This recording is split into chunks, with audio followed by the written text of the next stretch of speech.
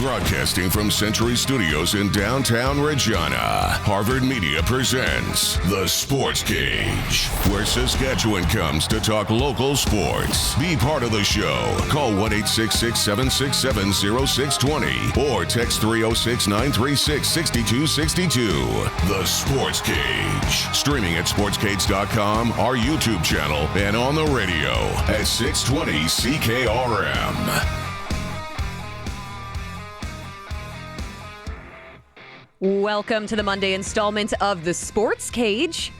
It's brought to you by Sask Today, your provincial leader in all the ag news, local news, and sports news that you might want. Again, sasktoday.ca. Check it out. Oh, we made it. We did it. We got through that incredibly hot evening at Mosaic Stadium yesterday. And here's the thing about Saskatchewanians. We will always complain about the weather, but I feel like this one is justified. 50 degrees on the Hamilton Tiger Cats sidelines. And that was the little thermometer that they had just laying up against the sidewall there. It was right in the sun, granted, but as high as it would go was plus 50 degrees Celsius, and it was topping out. It probably would have went higher. That's hot. It's very hot. I will be the first to admit, on the sidelines, Curtis, I ventured over to the Hamilton side once because they were still in the sun for about the first half of the game, maybe a little bit more than that, probably into the third quarter there. It felt like every step you took around the end zone, it just got hotter and hotter and hotter. And then as soon as you got into the sunshine, it just hit you like a brick wall. Yeah, for anyone that hasn't been like downfield at Mosaic, like the turf will like heat up, and then like the heat like radiates from your feet. So depending on the footwear you're wearing too, like it can be really hot.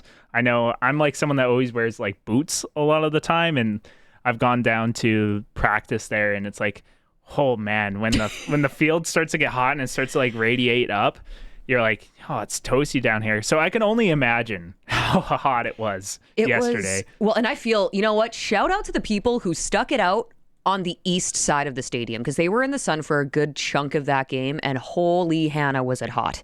It was, because you have those little rubberized pellets inside the turf. Those are black. So they also generate a little bit of heat. And then, of course, everything just sets in. There wasn't much of a breeze yesterday either. I feel bad complaining, because then here are all of these offensive linemen in this equipment fully geared up, not to mention the Hamilton sideline where you have all of these football players and they're wearing black unis with the gold. Yeah, in the sun. There is Luke on the commentary during the game. It was actually quite funny. They were guessing how much weight would an offensive lineman lose during a game like that. Wasn't it 7 to 13 pounds or something like that? Yeah, it was like like an extreme heat. I think it could be up like 15 to 20 pounds. So that's crazy. That's gnarly. Imagine coming in weighing like 320, and then at the end of the game, you're like, oh man, I'm 300 now. Well, there's a quick diet scheme for you, I guess. It was incredible the amount of water that people were just chugging on the sidelines, though, but no one seemed to have to run to the washroom. You know, everyone was just sweating it out. There's a lot of towels, but the Riders pulled it off. 38-7 win, heading into a bye week. So they got to be, well, all the tarps were off last night as we were doing our post-game interviews, which we'll play some clips of those a little bit later on. But yeah, Corey Mace, I believe, lost his shirt. Josh Woods, I think, lost his shirt. They weren't wearing any? Corey did initially lose his shirt, and then he found one. Funny enough, that's exactly how the interview starts with Luke and Dave. Emilus went tarps off, and yeah, Josh Woods went tarps off too. Can't even blame them. I mean, when it's that hot out, jeez, you got to give yourself a little bit of grace.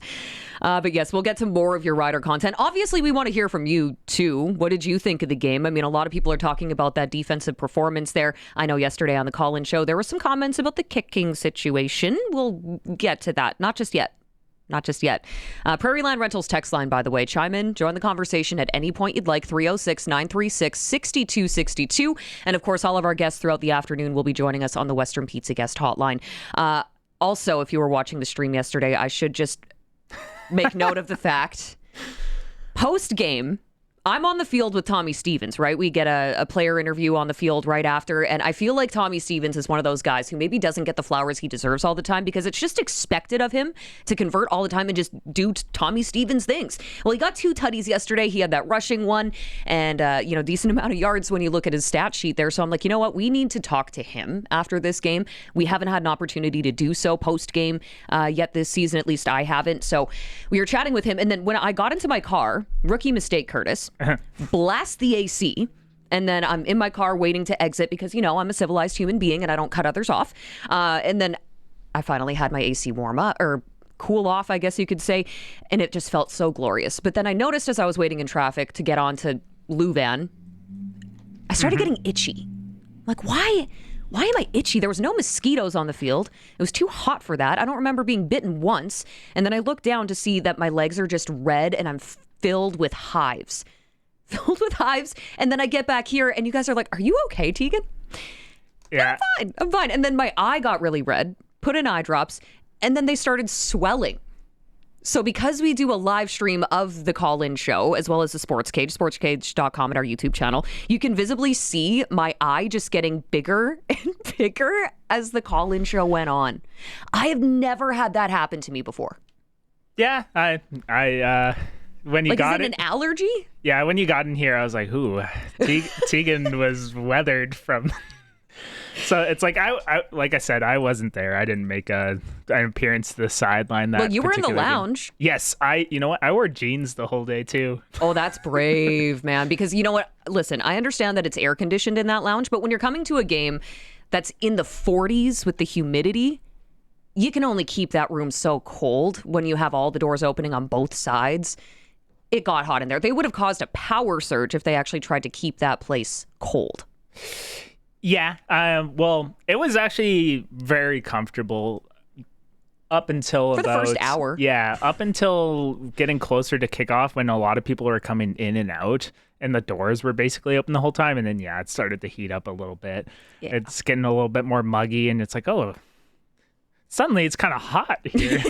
Yeah, but before it was very nice and comfortable. And when you went upstairs to the media room for halftime that particular game. Yeah, we opted not to do that on the sidelines. Yeah, yesterday the AC was nice. Media room. I came up there. I was like, oh, this is very refreshing up here. Not to brag or anything. But... Yeah, because then you just don't want to go back outside either. Yeah. Oh, I can only imagine just like ripping the Band-Aid off and going back down to get a heat rash. So, but you know what? I will say, despite how hot it was, and considering that they were also contending with Country Thunder out in Craven, the attendance was still great. TV, it probably looked a little bit weak on that sunny side because I think a lot of people were waiting for the sun to kind of move out of the way over the grandstands. But no, on the Rider home side there, on the west side, I guess that would be shady. A lot of people there, still a lot of shirts off, but at least Rider Nation still showed up. They came out and they cheered on the team to a 38-7 win. Yeah, I was kind of thinking about that too when I was driving back to the studio. I drive by the stadium, kind of get like a view of all the seats and stuff, and it's like there's probably a lot of people that are going and getting a beer in the shade real quick or whatever it is. Yeah, or water. Water too. I have a feeling there was a lot more water consumed. Well, no, maybe there was more Pilsner consumed than water yesterday. It's hard to tell. Yeah, well, especially if you were out at like Country Thunder on Friday, Saturday as well, and you were dehydrating yourself out there, and then you come to the game and you... Yeah. Well, that was one of the many topics of conversation post-game yesterday was, okay, clearly the Riders were prepared for this. And, even Tommy Stevens, he said that to me post-game. He was talking about, and I think a few of the other guys, Corey Mace as well, talking about just staying hydrated throughout the entire week. It wasn't just like you're not cramming for an exam the night before or the morning of. They were preparing for this all week long. That's the professional way to do it, for sure. It also makes you wonder, though, did Hamilton kind of have the same mentality? Maybe was that a hindrance for them at all? I don't know. They were also missing Bo Levi Mitchell. It might be one of those weird things that's like an oversight too. Like if you're traveling and then you're like, oh man, it's going to be like blazing there on that day. It's like the guys should have been like hydrating like yesterday. Or 3 days ago or last week? Pretty much. Yeah. It's like 2-3 days is probably the period you'd want to do for it being like 100% hydrated. Because, yeah, if you cram the night before, your body's not going to retain it all. Yeah. So. You're just going to flush it out of your system. Exactly. So I don't know. That could have been a factor. It could have not been a factor. I'm not a professional athlete, so that's why we have some of them that join us on the show all week. And those are the ones that we're going to ask for their professional opinions, including Darian Durant. He's going to be popping on the show as he always does on Monday. So a little chat with doubles. That'll be just after 5 o'clock. We also have your Red Sox report in that same hour. So Brady Bye, local guy, he was the one that got that Grand Slam Canada Day in the first of 2 games. Yeah, so that was a pretty cool moment. He was also named to the WCBL All-Star team, which is coming up this weekend in Saskatoon. So we'll chat with him a little bit about that. Yeah, 5 Red Sox are all on their way up there, including awesome. Ry Pathakos, their general manager. Oh, I did see that. He was named All-Star manager. All-Star manager. So he'll be up there representing the East Division this Saturday and Sunday. Hard to believe we're already at that point in the season. Yeah, time flies. When you're having fun. It only seems like yesterday, like we were just in the preseason for the Riders and everything else, and now we're like midsummer. Mm-hmm. We're heading into week 7, right, in the CFL. That's crazy. I know. I was also just texted here, Prairie Line Rentals text line 306-936-6262. Our engineer, Mosh, he told me to stop complaining. I'm sorry. It's the Benadryl, okay? You know what? Like, I feel like you have grounds to complain. I'm not complaining. I'm just saying I'm in it with you. If everybody else was getting, I don't know what that was, heat stroke or whatever, I'm in it with you. Because there's probably more people out there than you think coming off of Country Thunder and the game yesterday and extreme heat, 30-plus degree days for, 4 straight? Yeah. To the point where you step outside today when it's plus 28 and you say, oh, this is really comfortable. And humid, too. Yeah. Dry hot, I can handle. Humid hot is where things get a little bit dicey. I don't know if we should start doing that because, as soon as you start talking about the dry cold versus wet cold thing, no one wins. I don't know if we can do the same thing with heat. You know what? My stance is wet cold. Wet cold is way worse than dry cold, in my opinion. I'm not thinking about the cold for another 3 months. Fair enough. You love the heat, Teagan. Yeah. Love the heat. Yeah. Love. That's a strong word. But yes, we will have Darian Durant, Brady Bye joining us on the show this afternoon. And Brendan McGuire also going to be swinging by shortly after 4 o'clock. Tomorrow marks 1 month away from Rams training camp already. So we're getting close to that as well. Ooh. Yeah, August 14th is when they get that underway. So, of course, Brendan also very knowledgeable when it comes to the CFL. So we're going to chat with him about, everything that transpired in week 6. Maybe get a little bit of a preview as to what he might expect for the Riders' next game, which is going to be next Thursday at Mosaic Stadium against the Edmonton Elk, another 4-1 team. That'll be a good matchup for sure. It piques my curiosity for sure. And Rankin's just fun to watch. Oh yeah, he had the Hattie. He had the Hattie on the last game, and he's currently on pace to do what he set out to do at the beginning of the season, which is 1,000 rushing yards and 1,000 receiving yards.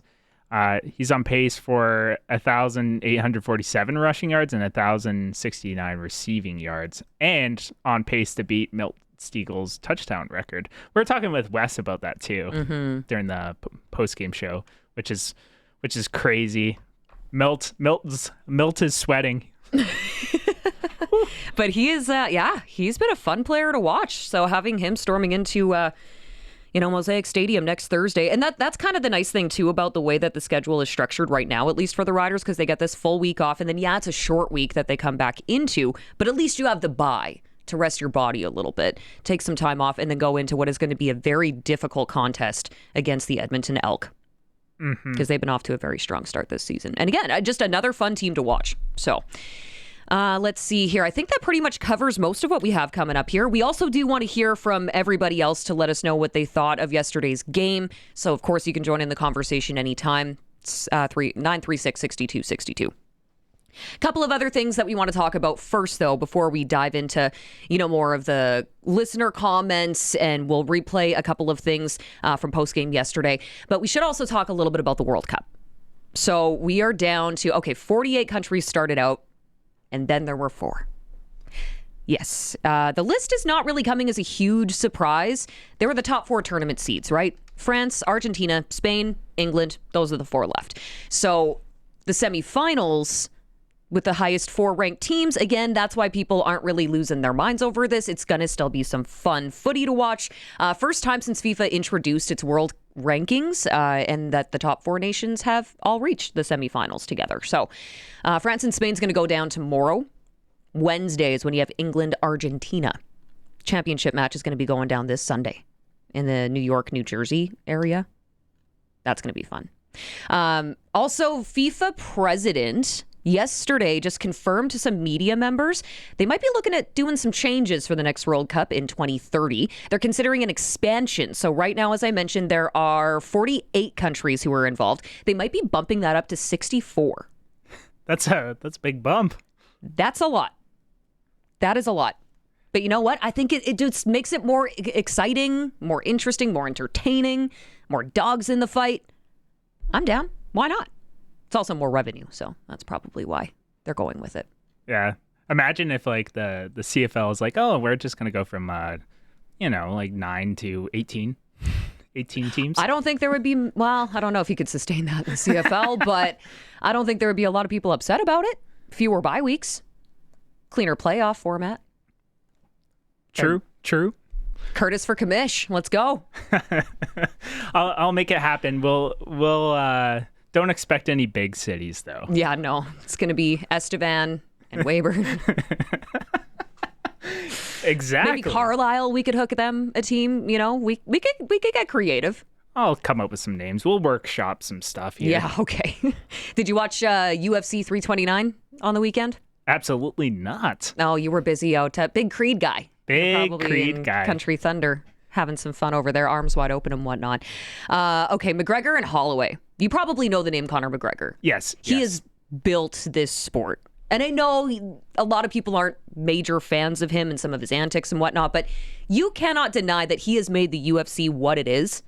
And he had a rematch fight against Holloway. First time in 13 years. And of course, it was a card in Vegas, so that just adds more to the excitement.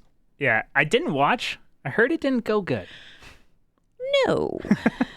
Please explain, Teagan. So in Conor McGregor making his comeback, it didn't work out very well. It was a very quick match, and I think there's going to be a lot of people who are, if they did pay to watch it, they're not going to be happy about it. And Drake's also not going to be happy about this because he lost about $1 million putting money down. I think it was in crypto or something, but yeah, Drake put money down. Drake curses back. Yeah.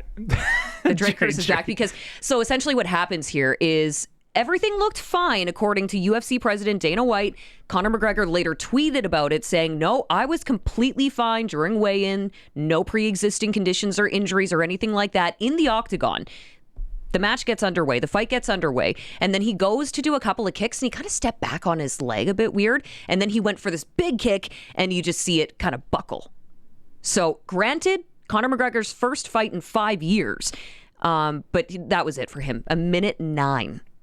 And they were done in the first round.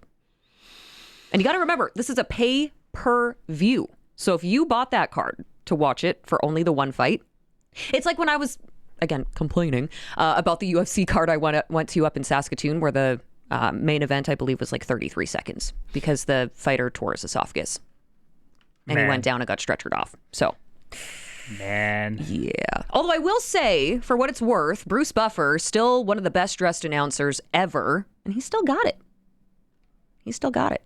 So if anything, there's the value for your money right there. Just to see Bruce? Yeah. It's time. It's time, baby. All right. Yeah, that is very unfortunate. Having like a pay-per-view kind of event and only being and just all the hype around it. I think that's the risk you run with that kind of like sport, though. It's just, it's always a possibility it could be one and done, you know? Yeah. And again, you just never know what the outcome's going to be. But that was the UFC card, at least the major standout to me from Saturday night.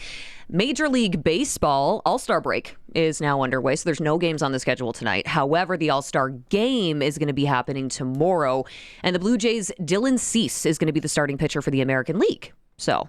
he almost threw a no-no last week, didn't he? I think he was like 3 outs away from it. Yes, he almost got it. He almost got it. So close. So close. That'll be fun to watch, though. There was just like a hit in kind of like garbage time, and I was like, yeah, it's unfortunate. I already deleted the videos off of my streaming computer. That's okay. This is an interesting stat that I pulled online, though. Apparently, Dylan Cease is the first Blue Jays pitcher to start in the All-Star game since Halladay in 2009. Christopher Sanchez is the first Phillies pitcher to start at the All-Star game since Halladay in 2011. So there's kind of some through lines there. It's a little bit of fun that we get to look forward to this week if you're a baseball nut and you want to watch that. The one thing I don't typically watch is the home run derby. Why not? I don't know. It just never really piqued my interest all that much. It's always felt like one of those things where I'll watch the highlights after the fact. It just feels like it kind of drags on sometimes, but that's going to be tonight at 6 o'clock. And they do have some changes that they're implementing. It's going to be streamed on Netflix tonight. Oh.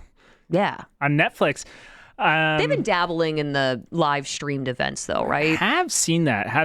It's live streaming is always kind of interesting too when it comes on like a technical standpoint because you would know. Yeah, the more traffic you get, like if you don't have like these servers that can handle all that traffic live, then it crashes. Exactly. And the nice thing about like Netflix's servers are probably set up to handle streaming as you normally do, but like you can. When the content isn't live, if people have better connections, it can buffer over time. So it's not as strenuous, you know what I mean? So I remember when they did the Jake Paul?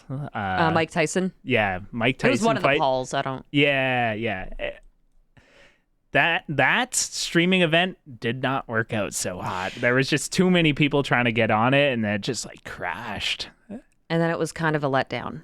Yeah, and then Netflix also had another one. It wasn't the sporting event. I think it was. Was it the roast of Tom Brady? No. It was the first one that they did was like a Love Is Blind reunion thing, and then like Curtis's they crashed. favorite show. Okay, yeah, I can dig it. I watch it, and they had to stop the live stream and basically just post it afterwards because it crashed and they couldn't air it. Well, hopefully if you wanted to watch the home run derby tonight, then you're good to go. You know what? If I was a betting man like Barney, I would probably say... A sprinkling man. I would say it probably works out, though. They probably figured out the kinks by now. Yeah, made some adjustments here and there. And then I also feel like it's probably not going to be as much people watching it as something like the Mike Tyson fight. There was just like so much hype around that. And this one, they have adjusted the format. So timed rounds are no longer a thing. And it looks like the hitters are now just going to get a set number of swings. So in round one, you get 20. Semifinals, you get 15. Then the final, you get 15. But if a player homers on their last swing, they continue hitting until they fail to leave the yard. So that's how they can kind of boost their numbers there. Yeah, the top four will advance from the opening round. Ties broken by the longest home run distance. So a little bit different there. Should be interesting to see how that kind of comes together. Local baseball. Oh, yeah. Speaking of MLB, hey? Yeah. WCBL. Of course, we mentioned a little bit earlier that the All-Star game is going to be coming up this weekend for the Western Canadian Baseball League, but there are still some games happening this week. In fact, the Regina Red Sox are in Swift Current, and then the Miller Express in Saskatoon to face the Berries, and then the Red Sox later this week, 4-game homestand. And the weather is not going to be nearly as hot as it was this weekend. So it sounds like a good day to go for a ballpark dog and maybe a beer and hang out, watch them slug the ball around. Yeah, it's fun going to Curryfield. I like it. SportsCage.com poll. Are you happy with the Saskatchewan Roughriders 38-7 win over Hamilton? Did you have a chance to look at the multiple choice options here, Curtis? No. Tell me the options here. I'll tell you what I'll pick. It was great. We should have won by more, or worried about the kicker again. Yeah, it was great. Like, the kicking situation is always kind of funny because it's more of a mental thing than anything, and there's no reason to ring the alarm yet. I don't think, like, until it like causes you to lose a game, I think you're fine. Like last year, there was never the post game. everyone's always like, it's going to cost us a game. It's going to cost us a game. It's going to cost us a game Has yet eventually. to happen. And then it never did. Well, it has in the past, but. Yeah, it never did last season because this Rough Rider team is just, they just find ways to win. You know what I mean? Like, this was probably their first kind of like dominant win of the year, which is nice to see, which is why I'm going to say it was a good game. But yeah, I wouldn't panic yet, and he could still bounce back. So we'll see. Harping on Alex Hale probably won't help. And we're going to get to a little bit more of that discussion here a little bit later on this hour. Just really quickly going back to the Netflix stream crashing when they did those major events. Apparently, I need to pay much closer attention to wrestling because Netflix, according to Ed on the YouTube stream here, Netflix does Monday Night Raw each week with no issues. So they have figured it out, which is good to hear. The sheriff would know that. My bad. I know. I got to diversify a little bit, okay? I'll get better. But you can join in the conversation just like Ed did on the YouTube feed. Of course, texting us on the Prairie Land Rentals text line, 936-6262. Prairie Land Rentals, from small power tools to skid steers, they probably have what you need. Deal with the owner at 600 Albert Street. And you know what? I think we should probably take a quick break here, Curtis. We'll come back. We'll talk a little more green and white and your reactions coming off that 38-7 win over the Hamilton Tiger Cats. This is the Sports Cage, and it's on 620 CKRM and streaming at sportscage.com. Monday edition of the Sports Cage. Teagan Whitco, Curtis Gammon with you. It's brought to you by SAS Today, of course. And we still have Brendan McGuire coming up on the show, Darian Durant, Brady Bye in your Regina Red Sox report as well. You know, Brady Bye actually played with a gentleman by the name of Carter Beck, who you may be familiar with, of Carnduff, Saskatchewan. He was the highest. He made history over the weekend on Saturday during the MLB draft. He was the highest drafted Saskatchewan-born player in MLB history, going 26th overall. And if you're watching the stream, you can see him in his lovely Saskatoon Berries attire. He's actually, I believe his phone has been blowing up. But we are trying to get him on the show this week because, yeah, I don't even want to see the notifications on his phone. You know it's bad. That was like when Charleston Hughes came on, when he got the Hall of Fame announcement, his phone was blowing up.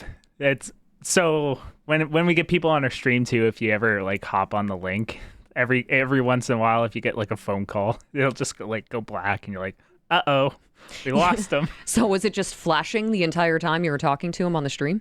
No, we eventually got him on his computer. He's like, man, I got to swap to my computer here. Like popular guy. Pretty much. Popular guy. Someone Darian Durant knows well, by the way, so we're also going to ask him about that a little bit later on in the show. But let's get to the Riders. The Saskatchewan Roughriders 38-7 win over the Hamilton Tiger Cats without Bo Levi Mitchell. Jake Dolegala at the helm for the Tabbies, of course. And the Riders had a good defensive showing. Now, we had an opportunity to hear from Rider Nation, and this is your chance right now if you want to chime in and join the conversation. 306-936-6262 if you'd like to shoot us a text message here. I know even Ed on the stream, he was saying slow start yesterday, but a good performance from the Riders in the end. Lauren from Regina gave us a call on the post-game show yesterday to let us know what he thought of the contest. I find it interesting that none of the experts in the post-game broadcast had anything to say about the placement kicker. I think he has demonstrated so far that he should have a can tied to him and be run out of the province. He's going to cost us in a close game where we need a field goal or even a convert, and he missed those today. Yeah, I was kind of wondering about that, only because I noticed that he did miss an extra point. I mean, missing a field goal every now, most guys aren't 100%, but maybe you bring up a bit of a point, Lauren. But it's early in the season. He's a young guy, and it hasn't really impacted him. They're giving him some grace right now, but we'll see. Maybe if we get to the halfway point and he's excuse me, still looking a little shaky, then maybe we'll have to talk. But He's doing okay. He's doing an admirable job. He definitely needs to clean up some stuff. I don't know. I think he was two for three today, maybe, or one for two, and then whatever, he missed an extra point, which it looks like it was like just a hair outside, but still, refs didn't call it in. So, all right, Lauren, way to start us off hot.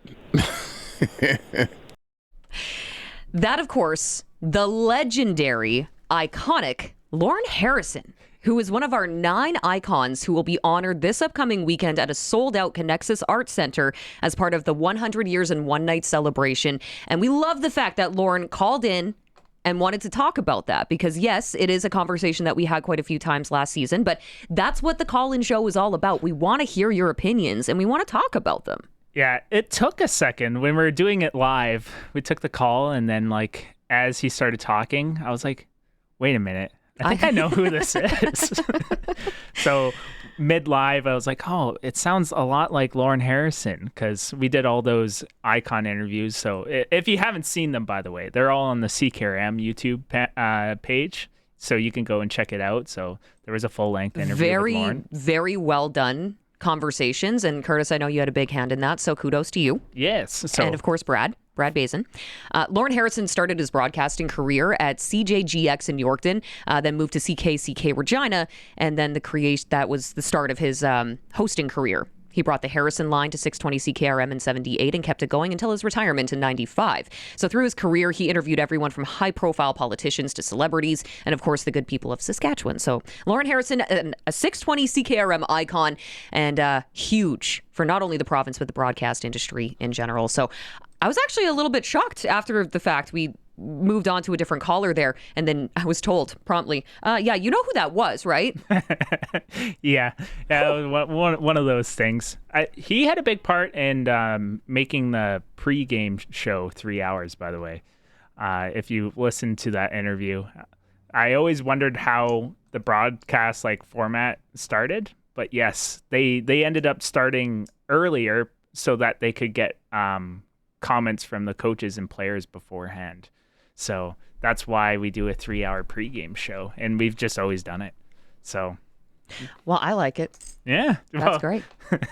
Yeah, it's a lot of talking, and it's a lot of fun though, and I really like the format that we have. So, hats off to Lauren Harrison as well as all the other 8 icons and builders that we're going to be recognizing this weekend. I know earlier today there was even a press conference that was held just outside the SportsCage studio here to talk all about it. It's really a fantastic week for us, and we can't wait to celebrate over the weekend. Access Communications also going to be streaming that for us at 8 o'clock on Saturday. So as I mentioned, it's a sold-out event.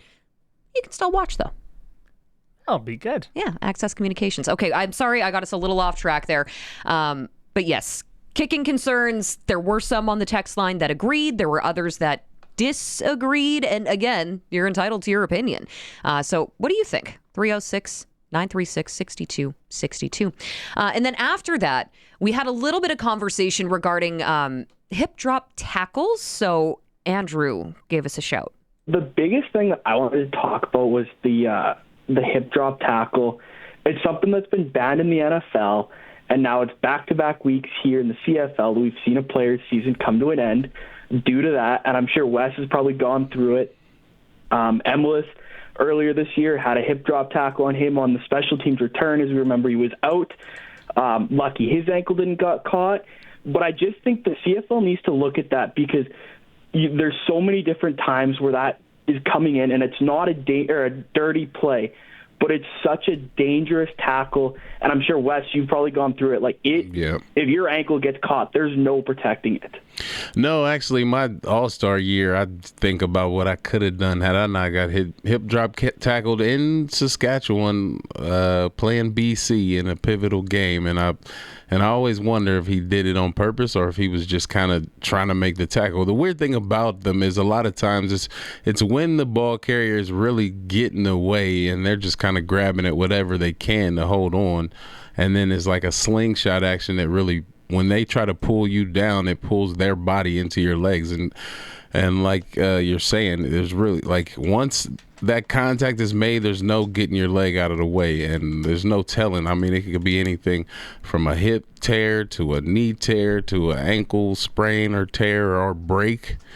And it's just a very awkward position for your body to be in. And I've seen some of the best go down and tear ACLs and everything just off of that type of tackle. So it's frustrating, and I was kind of cussing a little bit on the sideline about it because I wish the players had the instinct to kind of let up and just really not do that. But if you think letting a guy go is going to score a touchdown, I'm sure most guys are just going to say, I hope I don't hurt him, but I'm tackling him this way, right? And even like I can't remember who it was for the Riders, but he had a hand on the front and the back, but just the way you pull yourself in or pull the player back to you, it throws you into their legs, and it's just an awkward thing that it's hard to get out of the sport. But yeah, I don't know. The only way you're going to really keep guys from doing it is to almost make it a automatic suspension or something, and I don't know if guys are doing that type of intent. I know, yeah. That's what if you're a defender or a special teams guy chasing somebody down from behind, then how are you going to tackle them, right? The last thing that you could do really is just try to dive and clip their feet if you're not going to be able to do this. I get it. We don't want to see the injuries, but I really think it's so difficult for defenders to make tackles. And, I think we're talking about this because of the injury to Matthew Sexton, but it looked like a similar kind of injury, at least a scare, might have happened to Isaiah Wooden there. Yeah. Andrew from North Battleford, of course, calling in to ask about that one because, yes, Sexton did go down after that tackle, and it got pretty quiet inside Mosaic Stadium. I want to say that was right at the start of the third quarter there. He goes down after that tackle. Yeah, if you're watching the stream, you can see it there. And then, unfortunately, at that point, the trainers came out pretty quickly, and then they were followed directly by a cart. He was put in an air cast and then carted off the field. After that, Daniel Wiebe did go into that return position. So it's unfortunate to see a guy go down like that. Yeah. To Justin Dunk's point, what do you do, right, as a defender? Well, I feel like we've had the kind of conversation, even like last year, too, when it was a little bit of a controversial topic. That's when we went to Winnipeg and then CJ Rivas had that helmet contact with Zach Caleros when he went for the tackle, and they rushed 8 and caught him on by surprise. Mm-hmm. It's getting harder and harder.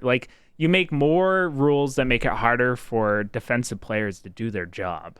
And just tackle people, and you just want to let the guy go and score. It's you kind of have to make the tackle, but the more hoops you put out there to have guys do certain tackles and do certain things, it just gets harder for them to make the play, But you also don't want to see guys get injured for sure. And yes, the NFL doesn't really do those hip drop tackles anymore. Yeah, you're not allowed.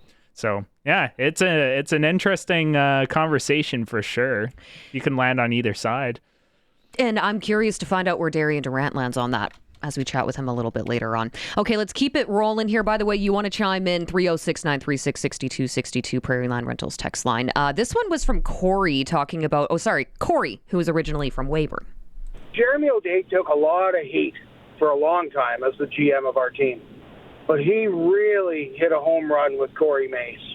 It's incredible how smart of a head coach Corey Mace is. I do not remember the Riders having a coach like this. He's so cerebral in the way he thinks.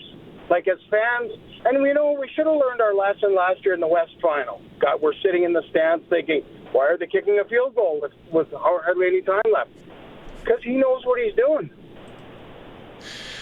There was a lot of Rider Nation calling in after the game, though, wondering about that decision. Now, it did work out, and I think the best trait about Corey Mace is the fact that he can, I shouldn't say admit mistakes, but he learns on the fly. For example, Matthew Sexton gets hurt.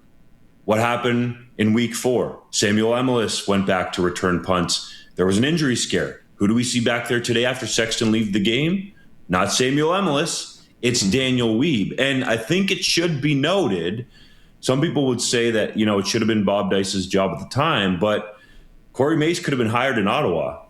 I mean, it's kind of piling on here a little bit, but Rider fans should be thanking their lucky stars that somebody didn't hire this guy before. Definitely full credit to Jeremy O'Day.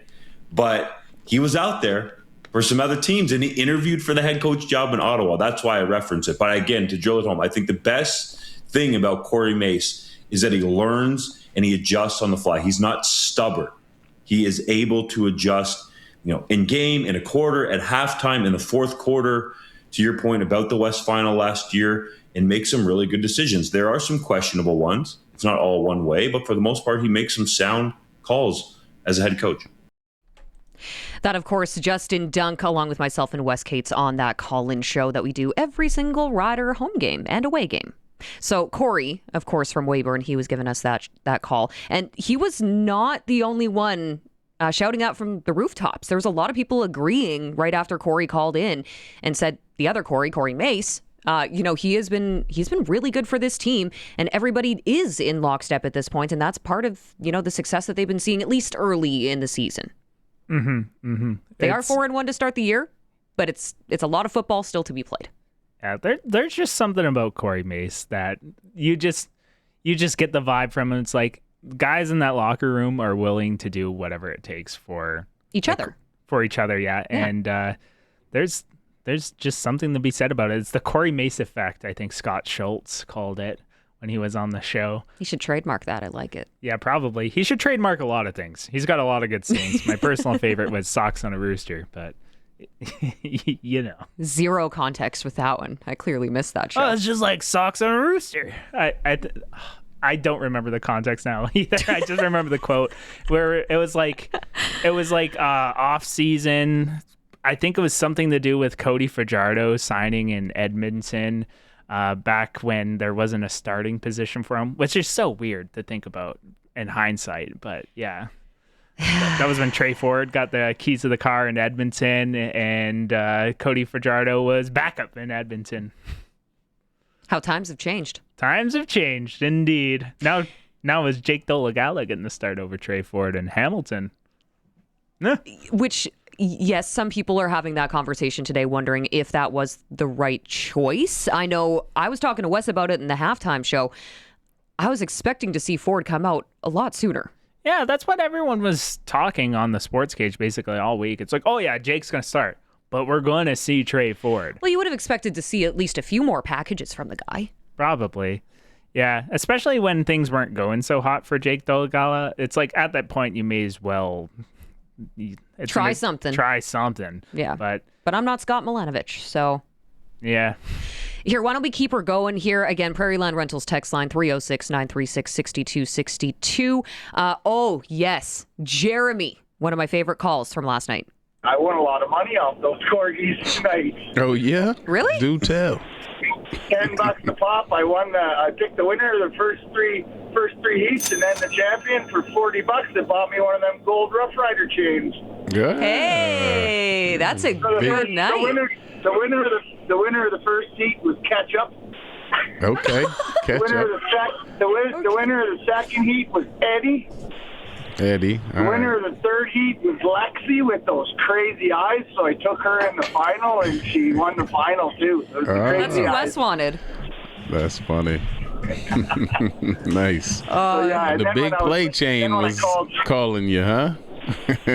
I seen Mark wearing it, and I'm like, and I never seen one before. They must have just released them. No, they've had them, but they keep them tucked a little bit. I don't know why, but they kind of have them back by the hats. Them in the front, you'll sell them. Yeah, I seen Mark wearing one, and I asked Mark, I'm like, where'd you get that? I thought it was real for a second. See, it's the exclusivity, because now you're all pumped about it. But I'm glad that you won some money this afternoon. Corgi races, hey? Can't get enough of them.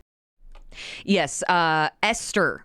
We had a bunch of people texting and letting us know that Esther was the winner of the Corgi race at halftime. I know, this is hard-hitting journalistic news. I can't believe Jeremy gave us erroneous information. Well, everyone was quick to correct him, though, which was very much so appreciated. But Lexi had those crazy eyes. You can never forget it. Crazy eyes. Lexi was lovely. Yeah, it was the Hot Wheels game, so they had a massive Corgi race on the field. Thankfully, by then, it was all covered in shade, so it wasn't too hot for the doggos, but it was fun to watch. Plus, Jeremy won $30, so you can't go wrong. $40 or 40 he said? bucks. Yeah, $40. He bought one of those chains. And when he's referring to Mark, that means Mark Johnston from our sister station, Play 92. He does the in-stand stuff at Mosaic Stadium there, so he must have been rocking one of those yesterday. Oh yeah. Speaking of Mark, we unfortunately did him dirty. We usually have like a quick hitter post game in our fifth quarter. Yeah, he'll hop up in the broadcast booth with Dave. Yeah, and then he waited around the whole time, and then we just didn't get him on because our very last thing that we did was Joshua Woods' defensive game star interview, and then I just see him peek down the stairs on the stream on the back end of things, and I was like, we didn't get Mark on like we were supposed to. So we got him on as the first caller for the call-in show, and that was kind of funny. And he didn't even mention the corgi races, did he? I can't remember. I feel like he didn't. Oh, he did. I had to ask him about it. Oh yeah, he's like, "What's your favorite part of the game?" It's like, "Oh, shout out to the people in the sun." Like, what about the corgi race, Mark? Well, I didn't even know that you could sprinkle on it. I didn't even realize that was a thing. But apparently, we found a way. But yes, Jeremy from Weyburn is who gave us that call. Okay, we got another one here. Kootenay. And again, talking defense. I thought the defense really wrapped up really well, tackled fantastically. Like, I don't know if I remember seeing any broken tackles at all in the entire game. And of course, with Justin Rankin coming up, their ability to close out tonight without overrunning or trying to hit somebody and just bounce off of them, knock them down, I thought they tackled fantastic. What do you guys think? That's a great point. Yeah. Missed tackles were an issue for the Riders. I believe it was a couple weeks ago, perhaps going into the Ottawa game, if I remember right. I think they had 35 missed tackles, which was either most or tied for the most in the Canadian Football League. So I thought it was much better tonight. That said, with Jake Dolegala there, it's not the same quality of offense overall in terms of getting Kenny Lawler, Keandre Smith, and some of those playmakers in space. But it did seem like overall the tackling was much improved for the Riders. What do you think, Wes? Yeah, I think Hamilton made it a little easy on him. I mean, obviously Cody Fajardo also being a running quarterback, that wasn't really a threat with Dolegala, and then with Rankin, he's going to be a problem tackling. I definitely know they're not going to get through that game without missing any tackles if he's out there for most of it. So, I mean, we'll see. I definitely do think they stepped up, and sometimes you just need to know that stat or something. When you see it in real time, like, yeah, you guys have missed the most, and then you're like, oh, I didn't realize we were that bad. That'll make you clean your act up real quick. So I think maybe realizing that they had that many errors and then watching the film of Ottawa, yeah, that'll definitely make you clean up your act a bit. Yeah, here I checked the notes. I got the stats. It was going into the Ottawa game. It was 35, and it was tied. I believe it was tied for the most in the CFL, yeah, with Montreal. Going into the Ottawa game. So I think the last two games it has been better. They had to come out of Ottawa on top because I saw 3 missed on one play. That's when Mace yelled at the D. It was like, wake the heck up. Wake the heck up. In the wise words of Wes Cates. So yeah, joining in the conversation here on the text line, I don't think we're going to have time to get to all of them here, but Dean from Regina is saying he enjoyed the game last night, even though it was very, very hot. I'm super impressed with our local talent. Jackson Ford, Daniel Weep. Absolutely 100%. I don't think they get enough credit either. They know how to play the Canadian game, and they play with a high amount of pride representing their province. So, valid point, Dean, on the Prairie Land Rentals text line at 306-936-6262. Still to come, Brendan McGuire is going to be joining us, play-by-play voice of the University of Regina Rams. So he's going to talk a little CFL and a little bit of Youth Sports Canada West preparations. Before we go to break here and get to the news, I just want to quickly mention Saskatchewan Roughrider Foundation 50/50. Your chance right now, early bird prize up for grabs. Taste of the Maritimes Tour for 2. So you get return flights from Saskatchewan to Halifax. Never been to Halifax, but that sounds like a lot of fun. You get a week there, 7 nights hotel accommodations, you get some meals included, or you can take the money. $7,500. Deadline is coming up Wednesday, July 22nd. That's the day before the Riders' next game, which of course is that Thursday. So get them now, riders5050.ca, riders5050.ca. Okay, let's take a quick break. We'll be back after the news. It's the Sports Cage, and it's streaming on 620 CKRM and sportscage.com. It's time for the Sports Ticker, brought to you by Reliance Heath Water Heater Rentals. Rent a water heater and water softener starting at about $1.20 a day and get $400 when you switch to Reliance Heath. I lied. We're doing the ticker before the news. Western Canadian Baseball League action. I misspoke earlier. The Regina Red Sox are off tonight, and then they're going to be kicking off that 4-game homestand. You do, however, let me see here. You got the Medicine Hat Mavericks taking on the Swift Current 57s, and then the Weyburn Beavers facing the Lethbridge Bulls. Let me see here. World Cup Final 4 is now set. France and Spain tomorrow. England and Argentina Wednesday at 1. Major League Baseball All-Star break is on, so there aren't any games there. And Blue Jays' Dylan Cease is going to be the starting pitcher for the American League team. Home Run Derby is happening tonight in Philadelphia. SportsCage.com poll. How are you feeling about that 38-7 win for the Saskatchewan Roughriders last night at Mosaic Stadium? You happy? Vote at SportsCage.com. That's a sports ticker for Reliance Group of Companies. Welcome back to the Monday installment of the Sports Cage. I'm Teagan Whitco with Curtis Gammon. The Monday show brought to you by Sask Today, the voices of Saskatchewan. Visit Sask Today, Saskatchewan's leading online news, egg, and sports portal. So it's just after 4 o'clock, and this is typically where we would bring you the Riders Coaches Show. Now, it's a bye week, so we're not going to be doing that this week, but we'll pick it back up next week. It is typically brought to you by Steelcraft Doors, made in Western Canada for Western Canada, locations in Regina, Saskatoon, and Prince Albert, serving all of Saskatchewan. Okay, I do also want to mention quickly here on the Riders, you have a chance to pick the score and win. So listeners are going to get a chance to win this week. Make sure that you pick the score of the next Rider home game. So what do you think it's going to be? Saskatchewan Roughriders, Edmonton Elk, Mosaic Stadium. Not this week, next week. It'll be a Thursday nighter. So closest guess to the actual score will win a $200 SaskTel gift card. And just for playing, you're automatically going to be in for a chance to win tickets to the next Rider home game. So Saskatchewan, Edmonton, what you thinking? Thursday, July 23rd. Text us at 306-936-6262. But we do have our next guest standing by on the Western Pizza Guest Hotline. Perfect pizza, generous amount of toppings, and all the Greek favorites you love. The one and only Brendan McGuire, voice of the University of Regina Rams on 620 CKRM. How you doing, Brendan? I enjoyed that game better than anybody. I sat at home in my air-conditioned living room, and I cranked up Dave and Luke's call and your sideline reports, and I turned down the TV. I put it on mute, and it was wonderful. I used to do that as a kid all the time. I still sometimes get it razzled. Oh, we had him freeze up there. A bit when the calls are always way better than the TV calls. And because Dave and Luke and Teagan do such a great job, too. You're just a little biased, hey?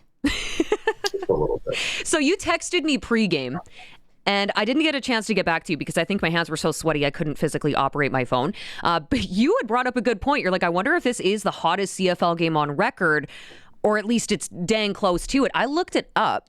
Allegedly, the hottest CFL game on record was between Saskatchewan and Calgary, August 25th, 1952, 35 degrees, 95 Fahrenheit for our American friends.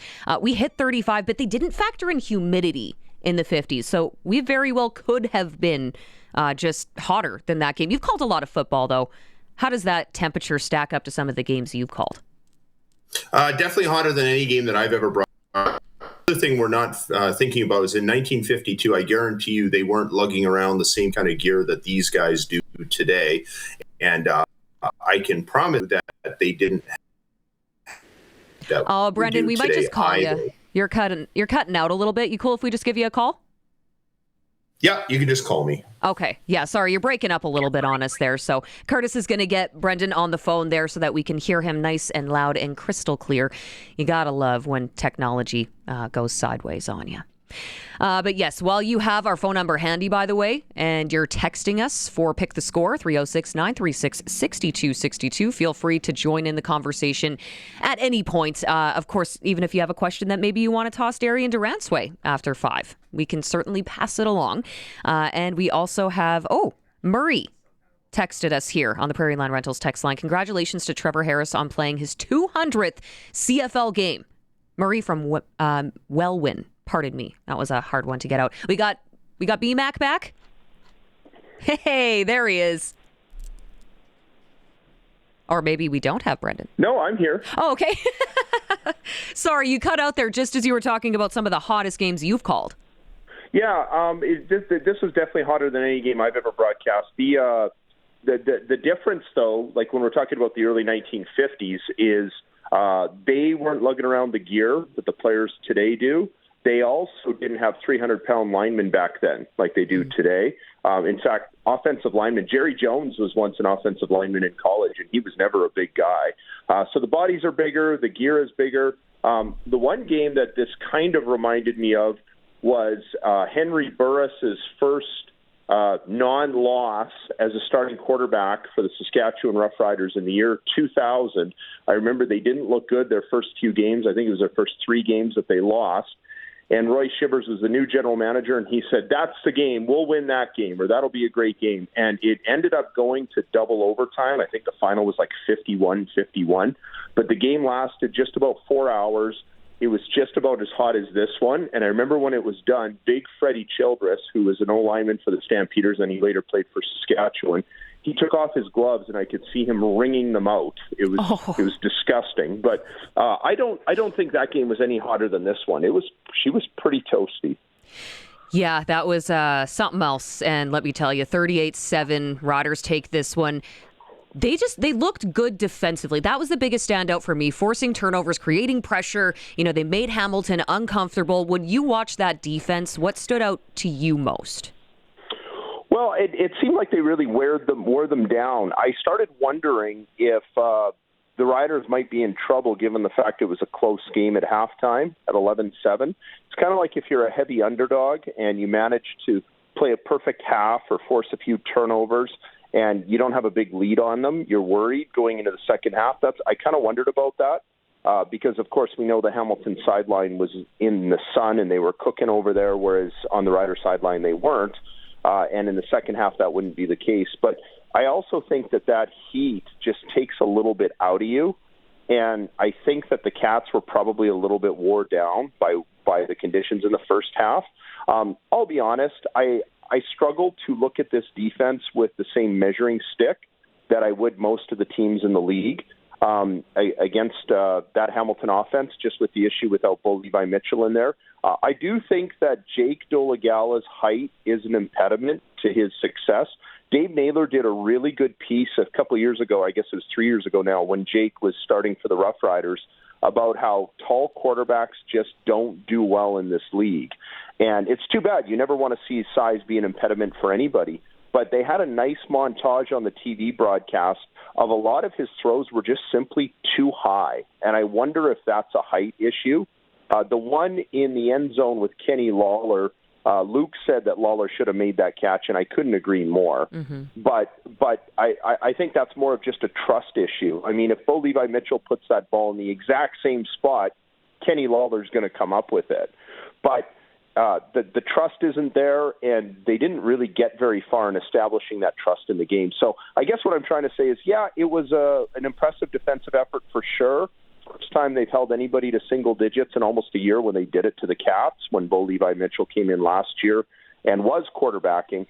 That one was a lot more impressive than this one because I think you just have to take it with a grain of salt given the circumstances.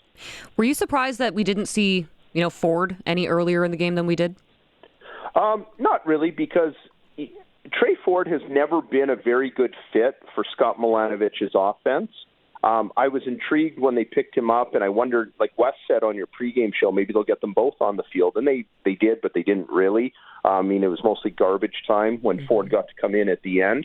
So he's never seemed like a very good fit for that offense anyway. It is intriguing, though, when you consider Trey Ford's starts in that park. One of them, they ran for over 200 yards, and he only had about 70 of them. But just his running presence enables the other runners on their team to run as well. And you saw what happened 2 seasons ago, Corey Mace's first year as head coach here. The Riders have only given up 40 or more points 3 times in the Corey Mace era, and one of them was having to go against Trey Ford. I thought that last season, when the Elks made the switch from Ford to Fajardo. I thought it was a correct switch, but I thought they did it a week too soon. I thought they should have played one more game with Trey Ford at quarterback here in Regina, because football is all about matchups. And Trey Ford has always been an intriguing matchup for these Saskatchewan defenses. And I can't imagine those defenders would have loved chasing him all over the field yesterday. Look, it's easy to look back. Hindsight's always 20/20 and say you should have done this or you should have done that. But remember, running the football is really hard to do in the heat, too. I think Wes Cates has mentioned that. You don't want those big linemen hustling around necessarily so much. So danged if you do, danged if you don't.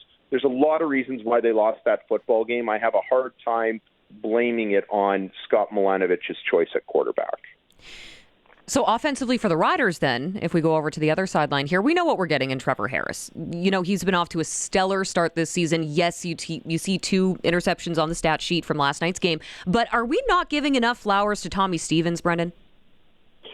Yeah, no, that's a fair point. And if anything should show us how much Tommy Stevens should be appreciated, look at the struggles that other teams have had on short yardage. We saw it last night when Jake Dolegala couldn't get the first down on the sneak, and that was a big momentum shift right there.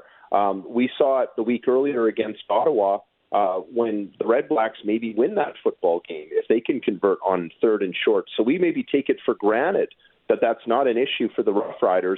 And Tommy Stevens does it all the time, and sometimes we scoff at it, or at least I do. I think, well, that's just his job. How hard could it be to just be a 3rd down, short yardage quarterback? And the truth is, lots of quarterbacks don't have much to do other than that job, and none of them do it as well as Tommy Stevens. But I give him a lot of credit that after the game, it was in your interview, I think, Teagan, when he said you gave him praise or asked him about his success on short yardage, and he wouldn't take any of it. He said it's all about the team, and he's right. He's in a pretty good situation here in Saskatchewan where there's a team that's willing to have a spot just for him to do this. So he better do it well, and he does do it well. But I think I'm like a lot of other people, curious to see what it will look like if and when they ever decide to throw the football in that situation.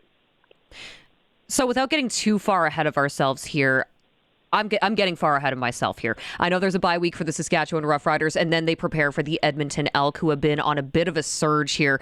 Do you think that are they legit at this point? What do you think that matchup looks like between the Riders and the Elk? Oh, I think they're legit. You don't get to 4-1 in this league if you're not legit. I don't think there are too many teams. There are too many emperors who have made it this far without wearing any clothes. That's a terrible connection, but that's the best I can come up with. But no, I think they're absolutely legit. Look, the combination of Justin Rankin, and Cody Fajardo, a running quarterback. I was talking earlier about all the fits that the Edmonton running backs and Trey Ford used to give the Roughriders at Mosaic Stadium. Well, Fajardo's not as good a runner as Trey Ford, but he's pretty close. And so you've got a stud running back, you've got a quarterback who's very, very mobile, and I think the combination of the two can create fits and mismatches everywhere and open things up for your receivers. So, no, I think they're totally legit. I wouldn't take them light in any way, shape, or form. I had suggested on the TV show last week that this Hamilton game might be a trap game because the Roughriders might be thinking about, the heat, we want to get away, we want to get our bye week, and then we got back-to-back games coming up against Edmonton. Now, they didn't fall into that trap, but I think for those reasons, this bye week comes at a really good time because those back-to-back games against Edmonton are going to be tough. It's also kind of nice considering that they're going to be going into a short week with a Thursday night game. That's just extra prep time, right? Yeah, and the Roughriders have been jerked around on that before. 2 seasons ago, I remember the Roughriders had 3 situations where they had to go on the road on a short week and face a team that had a bye week. And the record was dismal in those situations. So nice to see the cleat on the other foot for a change. But, yeah, this is a great time of year to have it. I've heard suggestions because, of course, we're living in a world where there's 3 bye weeks, and this will be bye week number 2. Even if they ever do get that elusive 10th franchise, they're not going to go all the way down to 1 bye week. They're still going to have 2. And I think that it comes at a good time for Saskatchewan right now because I mean, we saw what happened with Sexton, the returner, and playing in that heat. I mean, I'm sure there's guys who are sore today who wouldn't love the prospect of trotting out there again in a few days. I think that this is going to be a well-deserved and well-needed break to deal with the elements. Crazy to think that we're talking about elements in July, but it's true. Sometimes we get these heat waves, and it's tough even for the athletes who come from down south because, remember, they usually play football in the fall when it's not this hot, even in Louisiana or Florida or, dare I say, I know it gets pretty hot in the fall still in Arizona, but I think it all comes at a good time for Saskatchewan, and they're going to need this break to get ready for a good team like Edmonton. It seemed like BC showed everybody the blueprint. You just stop Justin Rankin and you can get a win. And the Ottawa Red Blacks reminded us that, yeah, that might be the blueprint, but that's easier said than done. So the Roughriders are going to have their work cut out for them, figuring out how to execute their own blueprint to stop number 5. So we're still relatively early on in the season here, Brendan. Before we move over to Canada West, which that season's going to be getting underway before we know it too, just kind of overall as you look back on the first, I guess, 6 weeks of the CFL season, you know, we talk so much about offense, but is there a defensive group that's maybe surprised you in the league? Around the CFL right now, you know what, actually Hamilton's defense has been pretty good up until this point, and they did a good job of holding the Cats in that football game yesterday and keeping it a 4-point match until the second half. Very undermatched. Their offense wasn't helping them a lot. I would say if I had to pick a defense that surprised me a little bit, it's probably the Tiger Cats. Now, don't be surprised if they underperform in the weeks ahead without their number one guy. I always think of the Steve Young example, the Hall of Fame San Francisco 49ers quarterback. His last season, the Niners started 3-1. And then he was concussed, a dirty hit by the Buccaneers. I think it was Warren Sapp. So he was out for the year. Steve Sandstrom, then Jeff Garcia came in and actually gave the Niners pretty good quarterbacking. But the defense just couldn't stop anybody after that. And you say, well, why does it matter to lose your number one quarterback? Why does the defense can't stop anybody anymore? It's because Steve Mariucci said, we lost our mojo. And I think that the Cats have lost their mojo for now. I think that Konstantinos, who had that big fall on the interception, looks like he might be out for a while. But overall, I think that the Tiger Cat defense has probably impressed me as much as anybody. It'll be interesting to see how they weather the storm in the weeks and months ahead without Bo Levi Mitchell. Well, let's shift gears over to Canada West just a bit here. Let's talk some U Sports. You call Rams games all the time, and you're the ones that are watching these players develop. So how rewarding is it now when you can turn on a CFL game and see the Weebs or Lecombo for the Riders, and you know that they started, you know, at this university level, and now you get to watch these players really grow and develop every season? Well, and I'm doubly glad for the Rams that they don't have to face Daniel Weeb this year. Yeah. But no, it's nice to see that they're using him on special teams. It's nice to see that he got his moment with the big touchdown catch early. I'm not surprised that he's found a way to make it work. I'm not surprised that he makes smart decisions. He was probably as smart a player as I ever saw in the first 2 years that I covered Canada West while he was a receiver with the U of S Huskies. So, yeah, it's pretty cool to see him. It's cool to see Deshaun Mims. It was really neat to see that photo after the preseason game in Calgary where they had Jeff Stusek, the assistant special teams coach, and Jackson Somback, and the people that we talked about, Delaney Robinson, defensive back with the Calgary Stampeders. It's nice to see that the Stampeders, or a team like Calgary, are actually using Canadians at non-traditional Canadian positions like defensive back. To me, that moves the needle a little bit. One thing that I've wondered about is if the Canadian player quota, instead of mandating 7 starters, if maybe we should make it where it's 4 starters on offense, 4 starters on defense, and that would prevent teams from using all these offensive positions for their Canadians and actually force them to develop and sign some of these Canadian defensive backs and players at non-traditional Canadian positions. But I think the talent is good enough. We're probably going to see some of that anyways. And I actually think seeing Daniel Weeb with the Saskatchewan Roughriders is a pretty good reminder that the Rams may have moved in front of the Huskies on paper just because of his departure. Okay. I kind of like that idea about moving around the ratio there. That's intriguing. I'm going to chew on that one. But as we head into training camp, right, we're a month out from tomorrow to the Rams opening up training camp here already.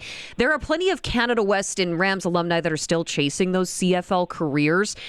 What are some names that Rams fans should be following as we get into this season?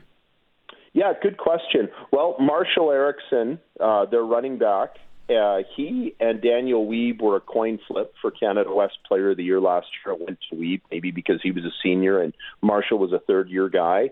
So he's going to be, as far as I know, he's going to be back. I assume his rehab went well, though I haven't been talking to the coaches about him, so I don't know his status completely. But I think that, especially when you have an offense that's been working together and coming along, you have a moment or a season or maybe 2 seasons where you need to strike while the iron is hot. Well, the iron is very hot for the U of R Rams offense going into this year. Owen Sieben was the Rookie of the Year in the conference in 23.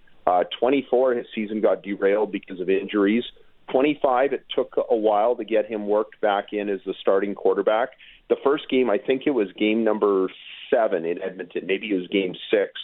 And that was the first game where we really saw the old Owen Sieben, the way he was ad-libbing and making plays, extending plays, and their offense just became so much more dynamic down the stretch. We've seen the identity and the DNA of the U of R Rams evolve from 2024 when they won the Hardy Cup in a season that was very much built on defense. They got some clutch performances from Noah Peltier, their quarterback, and some of their other offensive players in the postseason, but that team was very much about its defense. I feel like we've seen it shift. Last season, they had a much better record, I think largely because their offense got better while their defense has continued to be strong. And this year, I think you're going to see much of the same out of their defense, but their offense is primed to strike while the iron's hot because you've got this quarterback who's entering his final 2 years. You've got an offensive line that's mostly intact, didn't give up a sack through the first 6 games of last year. I suspect Connor Klassen may end up back with them for one more year. And you've also got Marshall Erickson and a lot of young receivers like Caleb Sens. I'm hearing all kinds of things about his speed. I've seen him play. I didn't realize that his speed is as good as apparently it is. Nick Sirleaf was their game breaker. He's back. There's every reason to think that this Ram offense should be the best in Canada West in 26. Okay, so how are you, Coach? How are you preparing? How are coaches getting ready? I know that there's still a month left until training camp officially opens, but I imagine there's probably still some, meetings that are going to be happening before we get this thing underway. Yeah, probably lots of recruiting, I think. And the recruiting happens year-round, so the coaches are busy year-round talking to prospects, not only for this season, but next season as well. Having meetings about what players' goals are coming up in the season ahead. One thing about their quarterback situation, I mentioned I think there's no reason to suggest the Rams can't have the best offense this year. Often, as your quarterback goes, your offense goes, particularly in Canadian football. Well, I'm not prepared to say that the Rams definitively have the best quarterback because there's a quarterback who's now healthy again in Saskatoon, Anton Amandrud, and I think he would have something to say about that. But I look around the rest of the conference. Manitoba lost their quarterback who was a senior last year, so we don't know what that's going to look like. The Calgary Dinos got an American kid from Henry Burris. He sent him up from his school at Florida A&M, thinking he'd be tailor-made for the Canadian game. David Jordan is his name, and very mixed results his first year, so not sure what we're going to see this year. Edmonton, I believe, lost one of their quarterbacks to graduation. UBC, their quarterback was a first-year guy, very talented, but still very unknown. I think that definitively the Rams probably feel like they have the best quarterback room because you've got Owen Sieben, who has so much upside and looks primed for a breakout year. But you also have a backup quarterback in Noah Peltier, a senior, who's won a lot of big games, playoff games, particularly on that Hardy Cup run. So I think from the Rams' point of view, they want to keep that going, and they also want to use this training camp to develop their third quarterback, Connor Kerr, who's from Weyburn, they're very high on him. So if I'm guessing what they're mostly concerned about going into this training camp, other than just prepping for the season, I think they want to make sure they keep that quarterback room moving and developing the way it has been, especially with that third guy, Connor Kerr. Connor Kerr, you said he's from Weyburn, right? Weyburn guy. Weyburn guy. Okay, home of the famous KFC buffet. We'll have to keep in. And Dave Thomas. And Dave Thomas. How could I forget Dave Thomas? Come on. It's the most famous thing to ever come out of there. No, I do need to ask this last question, though, Brendan. You can tell me to shut up, but have you heard any updates heading into the 2027 season? You said coaches are working far ahead. When it comes to the rule changes, field changes, will Canada West be looking at changing, where the Rams are playing games in terms of facilities, or have you heard anything up in Saskatoon? Absolutely not. I don't think you're going to see any changes, Teagan. I think Canada West is going to have to stand pat for probably 5 to 10 years, which is what I would do, and just see what happens. Because we don't know that all these rule changes are necessarily going to stick in the CFL. I think they will. I think you and I have talked about this before. I'm all in on the rule changes. I think they're great changes. I think everybody just needs to give it a shot. But Canada West will sit back and watch, as they should. I think that they will adopt the changes like 5 to 10 years after the fact. They're not going to incur any of these expenses. I think their expectation is that they shouldn't have to incur any of these expenses, and they would be right in that. So while CFL's facilities are changing, they're going to have to understand that facility still needs to be interchangeable for the others who use it. And remember, a lot of these Canada West facilities aren't used for CFL football anyways. Like UBC, they don't have CFL football played out there. Same thing with the University of Alberta. They play at Foot Field. That's not a CFL stadium. And same thing in Saskatoon. Wade Miller, the president of the Winnipeg Blue Bombers, already went on record saying that the Bisons, the Manitoba Bisons, won't have to incur any of the costs. I think the expectation would be the same here, though I don't know if I've heard any definitive remarks to that effect. But listen, they were talking about having an NFL game, a preseason game. You might remember a few years ago it ended up going to Winnipeg instead. I guess it was right before the pandemic, 2019.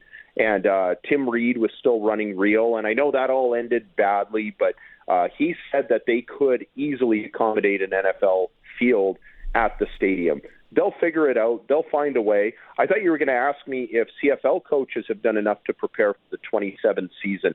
And judging by Hamilton's return guy, Isaiah Wooden, who was at the back of the end zone on the first Saskatchewan Rouge yesterday, I'm going to say they are not well prepared at all, because that ball, he just caught it and then he quickly took a knee. And he was not prepared to just move up 5 yards and know that if it hits the back of the end zone, stay out of the way, because that cost them a point and their field position would have been exactly the same. Oh, he's going to hate watching that tape this week. Well, I mean, it didn't matter on a week like this, but God forbid they get to a week where it does matter. So I was a little surprised that he wasn't better prepared for that. Yeah, it's going to be interesting to see how some of those conversations go. They'll be behind closed doors. None of us will be privy to them, but I'm sure it's going to be an interesting offseason next year. Brendan, I've taken up far too much of your time. I appreciate you doing this as always. Enjoy your last month of downtime before you're right back on the microphone there calling Rams games. I can't wait. Hashtag is it August yet. Bring it on. Yeah, let's go, buddy. Brendan McGuire, voice of the Regina Rams from the University of Regina. Thanks again, buddy. You bet. Anytime. And you can always join in the conversation as well. Prairie Land Rentals text line. Prairie Land Rentals, from small power tools to skid steers. They probably have what you need. Deal with the owner at 600 Albert Street. Now, Brendan joining us, of course, on the Western Pizza Guest Hotline. Curtis, we got to take a break here. We still have Clutch Performer coming up. We're going to call up our buddy Crofty, see if he's alive after tailgating outside Mosaic Stadium yesterday. Lots more to get to as well. This is the Sports Cage on 620 CKRM and streaming at sportscage.com. The Sports Cage Clutch Performer for Keln Solar. Thinking about saving money by using solar power? Keln Solar is a local family company that can put solar panels on your home, business, or farm. KelnSolar.com. Yeah, we have your Clutch Performers here. Couple clutch, couple unclutch. It's Teagan Whitco, Curtis Gammon with you. Okay, so the first one I think is a little bit of a no-brainer, and you had to anticipate we'd bring this up. Carter Beck, Carnduff, Saskatchewan's own, is now officially the highest drafted Saskatchewan-born player in MLB draft history. He was selected 26th overall on Saturday by the Atlanta Braves. So, way to go. Carter Beck, so well deserved, of course. And if you've had an opportunity to see the Saskatoon Berries play in 2024 or 2025, then you've seen him out there. So we'll do our best to get him on the show this week. I know his phone is probably blowing up like crazy. Okay, also, Rye Pathakos. Got to give him some love here. He is the Regina Red Sox head coach, and he has recently been named the East Division All-Star Manager for the WCBL All-Star Game that's going to be happening in Saskatoon this weekend. Such a well-deserved honor, and just a great guy. Friend of the show. Rye Pathakos is awesome. Also, a few other Regina Red Sox players that are going to be heading up there. Keegan Baker, David Gordon, Will Toe, Justin Simard, and Brady Bye, who is going to be joining us on the show just a little bit later on today. I also want to give, okay, this one, I'm giving a shout out to Megan Nash. If you don't know who Megan Nash is, she is a Saskatchewan-born musician. She went out to Country Thunder this weekend and handed out 300 pieces of protection within 30 minutes. Am I allowed to say the word? You'd say raincoat. You say, oh, gosh. Protection for the adults out at Country Thunder. They went very fast. Yeah, no doubt. You know, you should ask Colin Lovequist about it. I think CKRM actually gave some out at one point or another. Yeah. I think he might have kept one in his promo closet. I wouldn't use it if I were you. They expire. Yeah. Yeah, be careful with that. But she was going around, trying to keep people safe. So not only an incredibly talented musician and just an all-around great human being, but that was a pretty fun little adventure for Megan Nash out of Country Thunder. Also, speaking of Country Thunder, we got to give a shout out to all of the medics who were out there. Because, my goodness, I'm sure there were a lot of people down and out dehydrated with that insane heat, not to mention some wobbly pops might have played a role. I also heard, I don't know how true this is, so don't quote me on this. I heard that there was a couple of people who needed medical assistance at Mosaic Stadium because of dehydration. I can't confirm that, but I saw a few reports of that online. I mean, it's always a possibility, especially with like an orange heat warning. Like if you are doing the opposite of hydrating yourself, which is aka having a couple wobbly pops, it can go sideways in a hurry. Pretty much, especially if you were partaking in the same activity on a Saturday or Friday at Country Thunder, and you're just dehydrated, doubling up or doubling down. Yeah, I guess you would call that. So if you don't replenish the fluids, you could be good Saturday. And then, you then you go back at her on Sunday for Lainey Wilson. Yeah, and you don't take care of yourself. You could get dehydrated pretty quick, get heat stroke. So, yeah, shout out to the medical staff. Yeah, everybody who was grinding it out over the weekend because that was ridiculously hot. Also, I assume Barney talked about this last week, but it happened late in the week last week, and I just want to bring it up here real fast. Unclutch. The Stanley Cup. Did you see this? Did you talk about this last week? We didn't talk about it. I know you sent me a picture. The Dundon family, the whole Dundon family, the owner's family is all over the cup. The first 2 lines are filled up with him and his kids. I'm pretty sure, it was him, his wife, all 5 of their kids. I guess they missed the dog. 7 of names was enough. I just feel like it's in poor taste to put that above all of the players and the coaches and the captain. Like, it's their first cup in 30 years. And this is how you commemorate it. I don't know. That just gives me a bitter taste in my mouth. I mean, the owners, don't get me wrong, absolutely earn a spot. For sure. But your whole family tree? Yeah, that's the debate. Is it 1 spot or 7 spots? It's just the most iconic prize in sport. It rubs me the wrong way. Maybe you can't turn this thing into a guest book here. Maybe all the Stahl brothers can get an honorary mention with Jordan on that one. Do you have a clutch performer? I don't. Slacker. I love bringing quality content to this program here.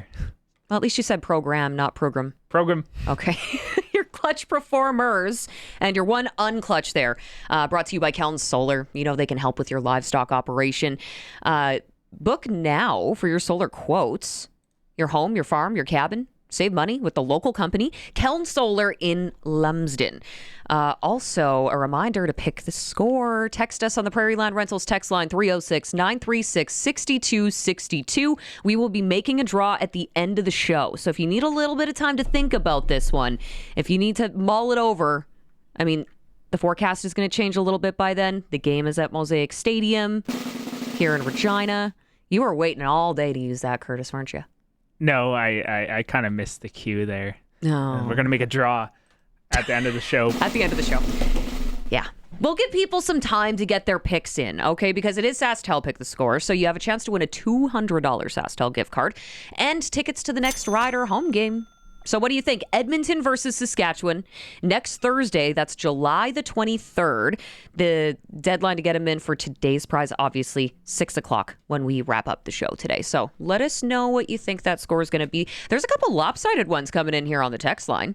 In fact, should be electric. There was one that came in from Brandon predicting 37-17. I think it's going to be a little tighter than that. But hey, I'm not the one entering. That's all Brandon. Let me see. Murray also said 27-25 Elk. That one I might be more on board with. Corey from Regina just texting in 34-31 Riders.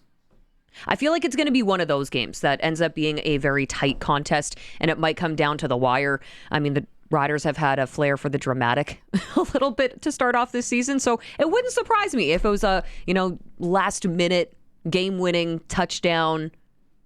Maybe a kick. Should be close. There was one of the conversation topics during the post game, this game, and it was one of the conversation topics leading into that Ottawa game, is that they were tied for the most missed tackles, and especially with a team that has such a strong running game, such as Edmonton, could be a factor. Which they seemed to clean it up last game, but Edmonton might be a sneaky sprinkle, to be honest. It also depends on the weather, right? Yes. Like that's also such a big factor in the CFL, and it's a little hard to guess this far out. What if it was snowing? Who knows? Don't even use the S word. Have you ever experienced a little Christmas in July? Never had, sprinkle? don't want to. That reminds me of actually kind of a funny story where my grandparents have a house in they did in Arizona, and went down there for Christmas one year to escape the cold, and it snowed for the first time in 40 years or something like that. It was like a historic event, and everyone was freaking out, and we were just annoyed. It's all your fault. It's the only, you come to this one place to avoid the snow, and next thing you know, historic snow. No. Just your luck, buddy. But you brought up the term sprinkle. Sprinkle, yes. Should we do the sprinkle of the day right now? Because now I'm a little curious. Can we look that far ahead on sportselect.com and maybe see what we're at right now? Here, you know what? Getting in on more of the sports action. Easy as you want. SportsSelect.com. All you have to do, make your picks online. And the best part is you'll get that QR code, and then you just go lock it in at your local Lotto Spot retailer. Every bet is legal. Oh, you can also, fill out the paper there. But you can always check online first, and see what the odds are looking like, so you kind of know what to expect when you get into your Lotto Spot retailer. Every bet is 100% legal. Chance of winning cash in hand. Sports Select. When you're ready to play, bet on the original. Must be 18 plus. Play responsibly. So, can we sprinkle on next week's game yet? No. Okay, so here's what I want to do instead. Let's go to the home run derby. Home run derby. For tonight, because it doesn't start until 6, so we should still have some time to sprinkle a little bit here. Take a little look-see. Because I know you can do some props here and make a prediction. There's the over-under, and then you can also make predictions on who is going to win it all. So that should be under futures there, Curtis. Futures. I don't know. Yeah, it was on futures there. Yeah, home run down derby. there just a little bit under FIFA. Okay, so over under 484 and a half feet or under. So 484 and a half feet. How big is the Philly Diamond? Let's see if we can figure that out. Okay, well, you look at that. Right now, I can tell you that the odds are 155 for over, 190 under.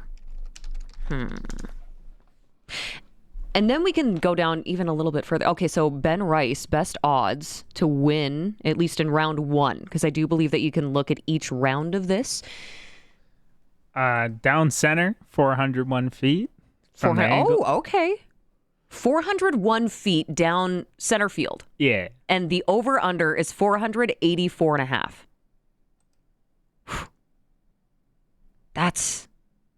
I think I might be, but you never know. You never know with some of these guys. They can slug it. What would you take, Curtis, if you were to sprinkle? You know what? I'm going to say over. I mean, the odds here are favoring over. And the odd makers, they're smart. They usually know more than we do. Oh, absolutely. Yeah, there's a reason I'm not working in that industry. My goodness. But what is also the weather in Philly? Oh, heat warning or heat watch. But are they in a dome in Philly? Are they hydrating? Do you know how much water and Gatorade they're drinking? You know, just for fun, I think I would take the under. All right. Yeah, that would be my sprinkle of the day. Why not? And of course, you can sprinkle your own. You know, even if you want to take a peek at, the odds for FIFA tomorrow, because we are into the semifinals now. The Final Four have been decided. So if you wanted to maybe, take a little bit of that action. It's hard to believe World Cup is wrapping up after this week. Sunday, it's done. Yeah, goes by quick. And I think maybe it's because we only started paying really, really close attention, once Canada was kind of, getting some momentum in there. I'll be the first to admit it. At first, I wasn't heavily invested until I started, watching bits and pieces and thinking, this is actually kind of fun. And yes, I'll make fun of them for flopping from time to time, but we do it in every sport. That's part of the culture of talking about footy. See, I'm even calling it footy. Footy. That's how you can tell I've been watching a lot of coverage. What do you call the field? Do you call it the pitch yet? 50-50. 50-50. I have called it the pitch a couple of times, but then I felt like a bit of a poser. Because that's what real fans call it, Because there's a very good possibility I'm not going to watch any soccer on TV, at least until the next World Cup. Big bandwagoner. I am a big bandwagoner when it comes to the World Cup. Absolutely. No shame. No shame. Okay, that was your sprinkle of the day for Sports Select. Why don't we take a break here and we'll come back, catch up with our buddy Crofty. It's the Sports Cage, and it's on 620 CKRM and streaming at sportscage.com. It's time for the Sports Ticker, brought to you by Extreme Hockey and Sport, 1425 McIntyre Street, the Cooperator Center, Moose Jaw Temple Garden Center, and online at extremehockey.net. Western Canadian Baseball League action. Medicine Hat Mavericks taking on the 57s. Weyburn Beavers facing the Lethbridge Bulls. World Cup Final Four, as we just mentioned, France and Spain tomorrow, England, Argentina Wednesday at 1 o'clock. Major League Baseball, we're into the All-Star break right now, so no games on the schedule. The All-Star game, however, is happening tomorrow, and the Blue Jays' Dylan Cease will be the starting pitcher for the American League team. Home Run Derby is tonight in Philly. SportsCage.com poll. Are you happy with the Saskatchewan Roughriders 38-7 win over Hamilton? Do you think maybe they could have scored some more points? Do you think it was great? Or do you think that there are some issues with the kicking game? You can vote right now at SportsCage.com and join in the conversation anytime on the Prairie Land Rentals text line at 306-936-6262. We're going to take a quick break, and then we'll jump out on the Western Pizza guest hotline with Crofty. Hang tight. It's a Sports Cage, 620 CKRM, and streaming on SportsCage.com. Welcome back to the Monday installment of the Sports Cage, which is brought to you by Sask Today, the voices of Saskatchewan. Visit Sask Today, Saskatchewan's leading online news, egg, and sports portal. I'm Teagan Whitco with Curtis Gammon. And standing by on the Western Pizza guest hotline, same time every week. We love catching up with him, Dan Crofty of Croft Electric. And first question I got to ask, did you fare okay after all the heat yesterday tailgating? I actually was at Craven yesterday, so yes, I survived, but copious amounts of water and Molson Coors beverages. Oh, okay. So yeah, you had a little pop in there too. That's all about balance. Yeah. Oh, yeah. We got lots of water too. Balance, right? Oh, yes, absolutely. All about balance. Well, now it's back to work, back to the grind, and back to solving people's problems over at Croft Electric.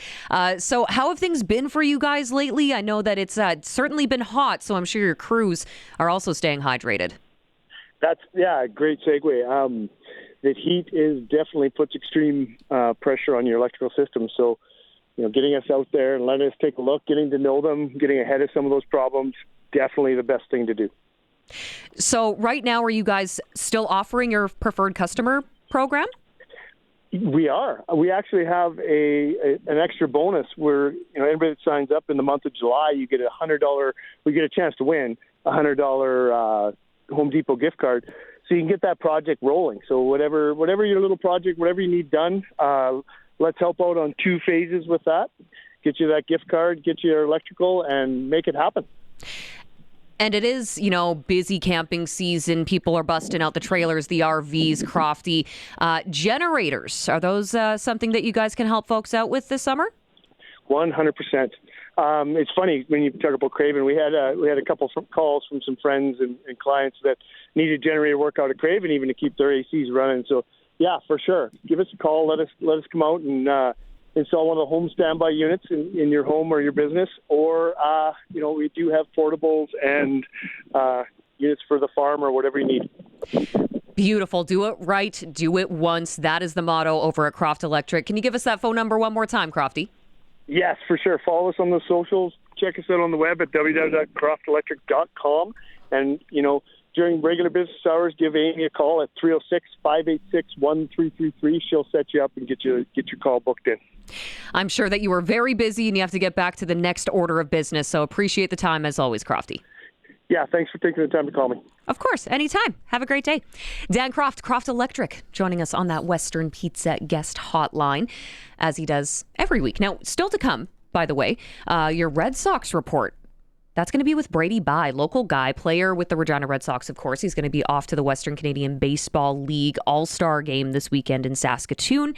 So he's joining us, and we also have Darian Durant on the other side of 5. So plenty to discuss with him following Week 6 in the CFL and the Saskatchewan Roughrider win over the Hamilton Tiger Cats.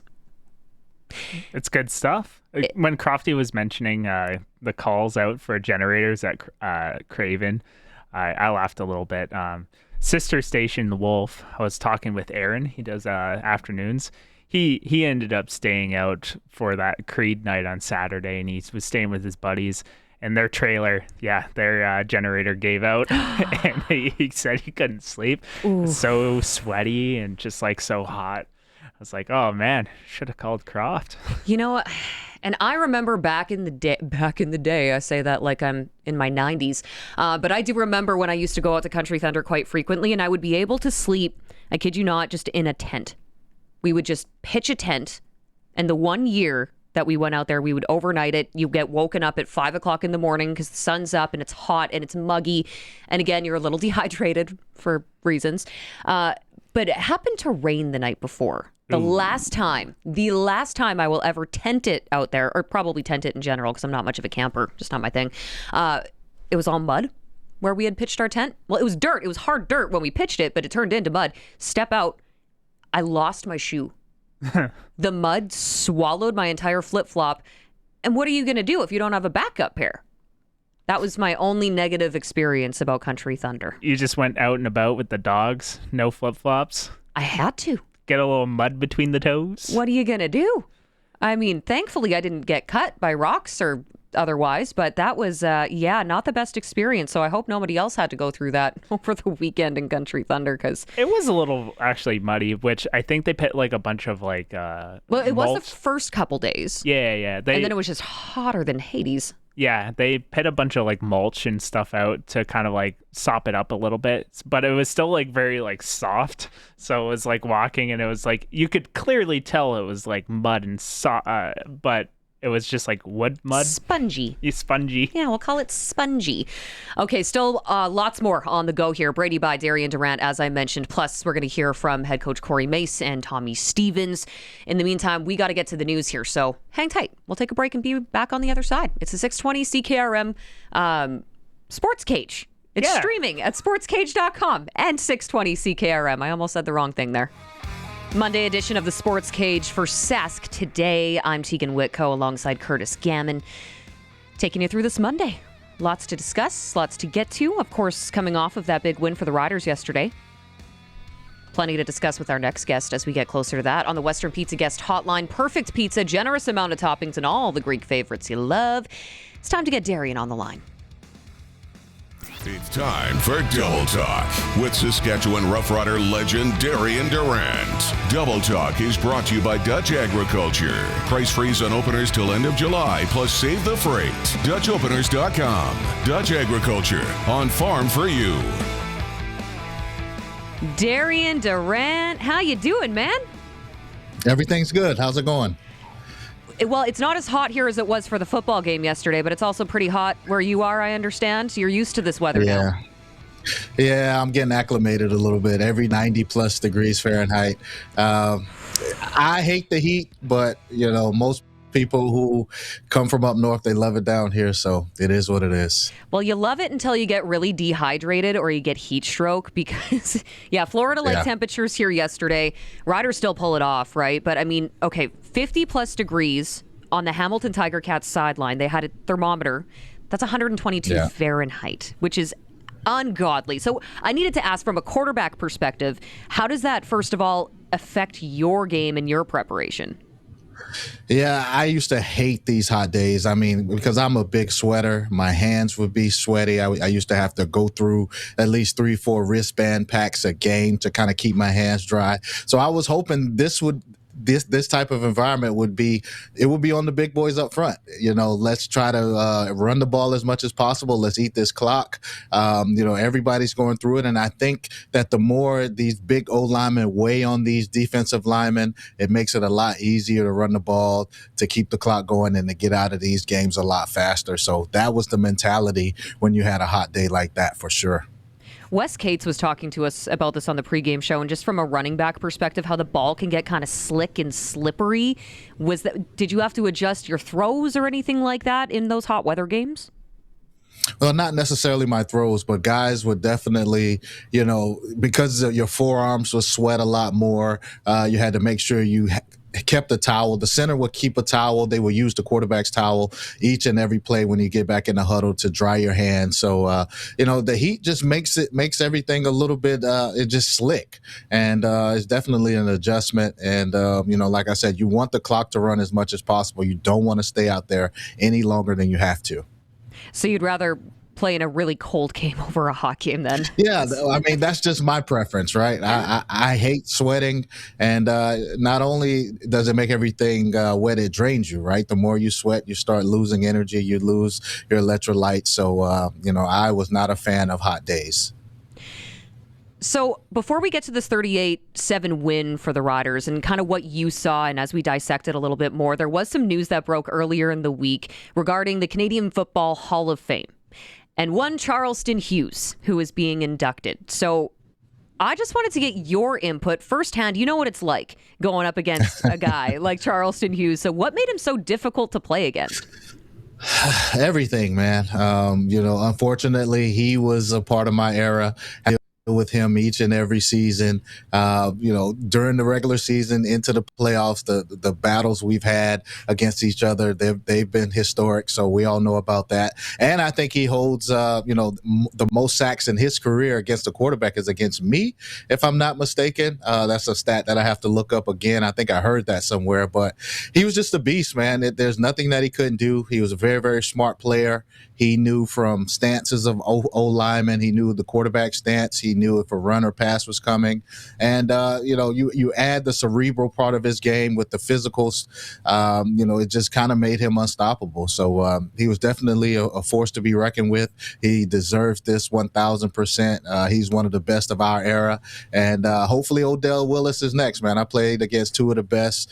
And it starts with Charleston. He was the tone setter for, our era. And, definitely well-deserved. Yeah, you're right. 15 sacks on you, unfortunately. Yeah. Why'd you got to go bringing that up, Curtis? It was close, though. Mike Riley had 13, so... Okay.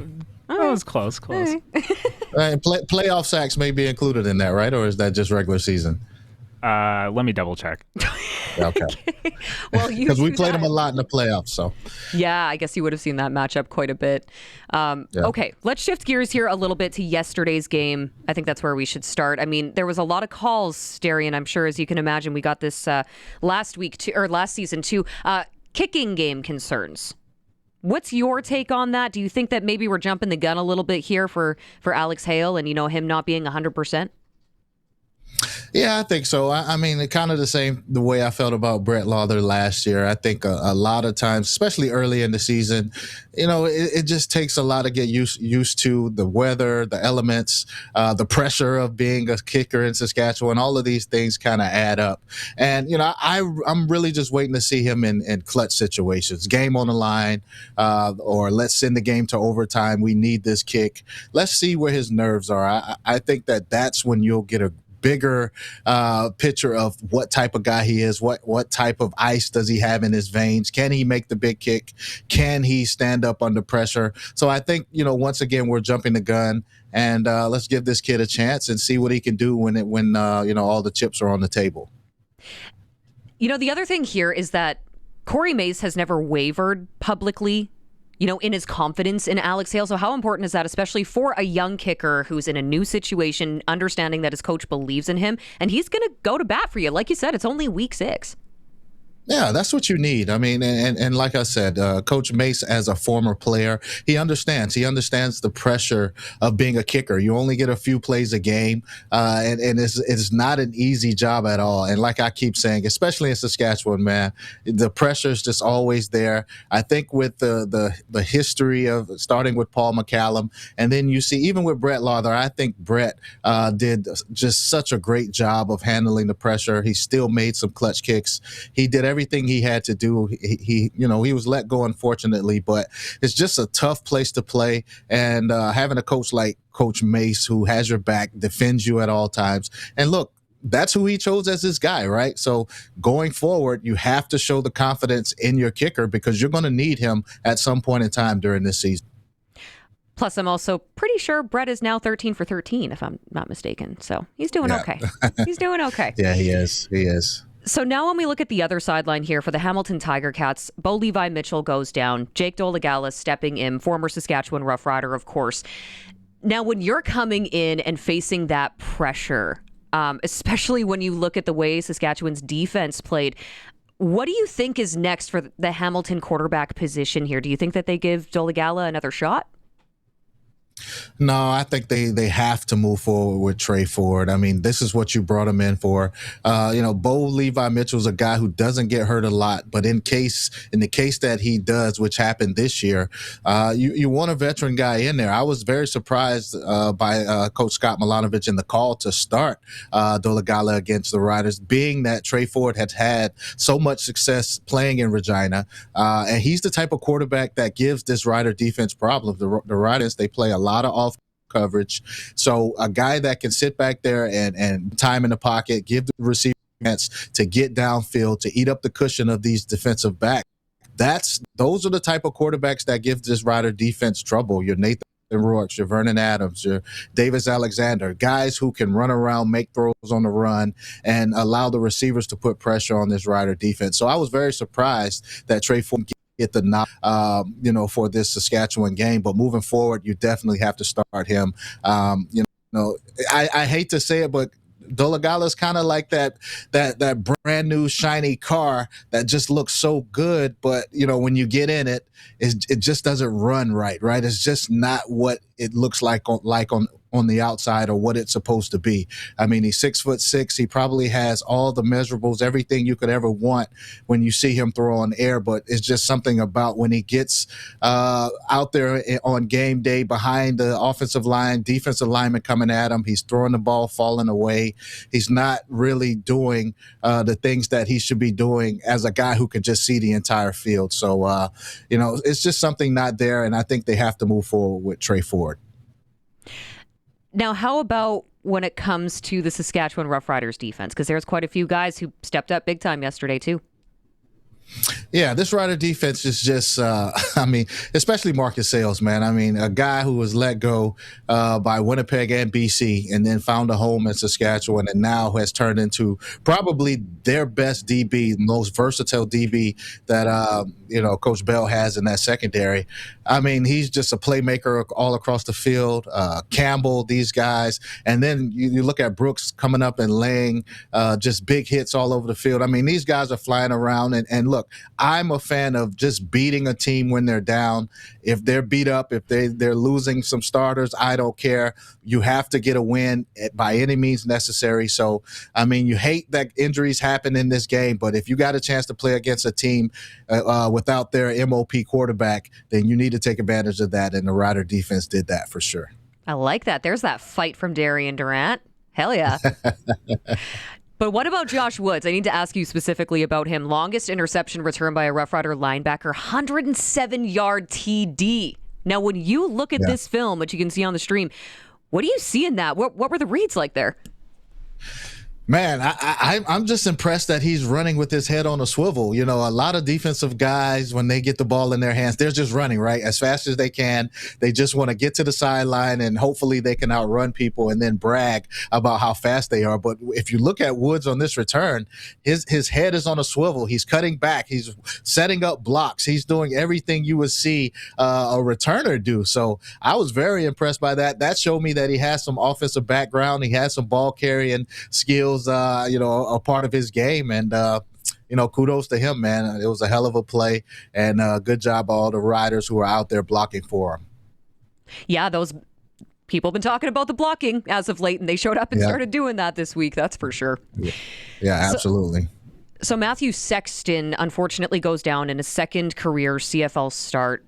There's been a lot of conversation around that hip drop tackle in the CFL. Now, this is a scary situation, but it did spark up a conversation actually on the call-in show as to whether or not is that a tackle the CFL should be looking at a little bit harder. What's your take?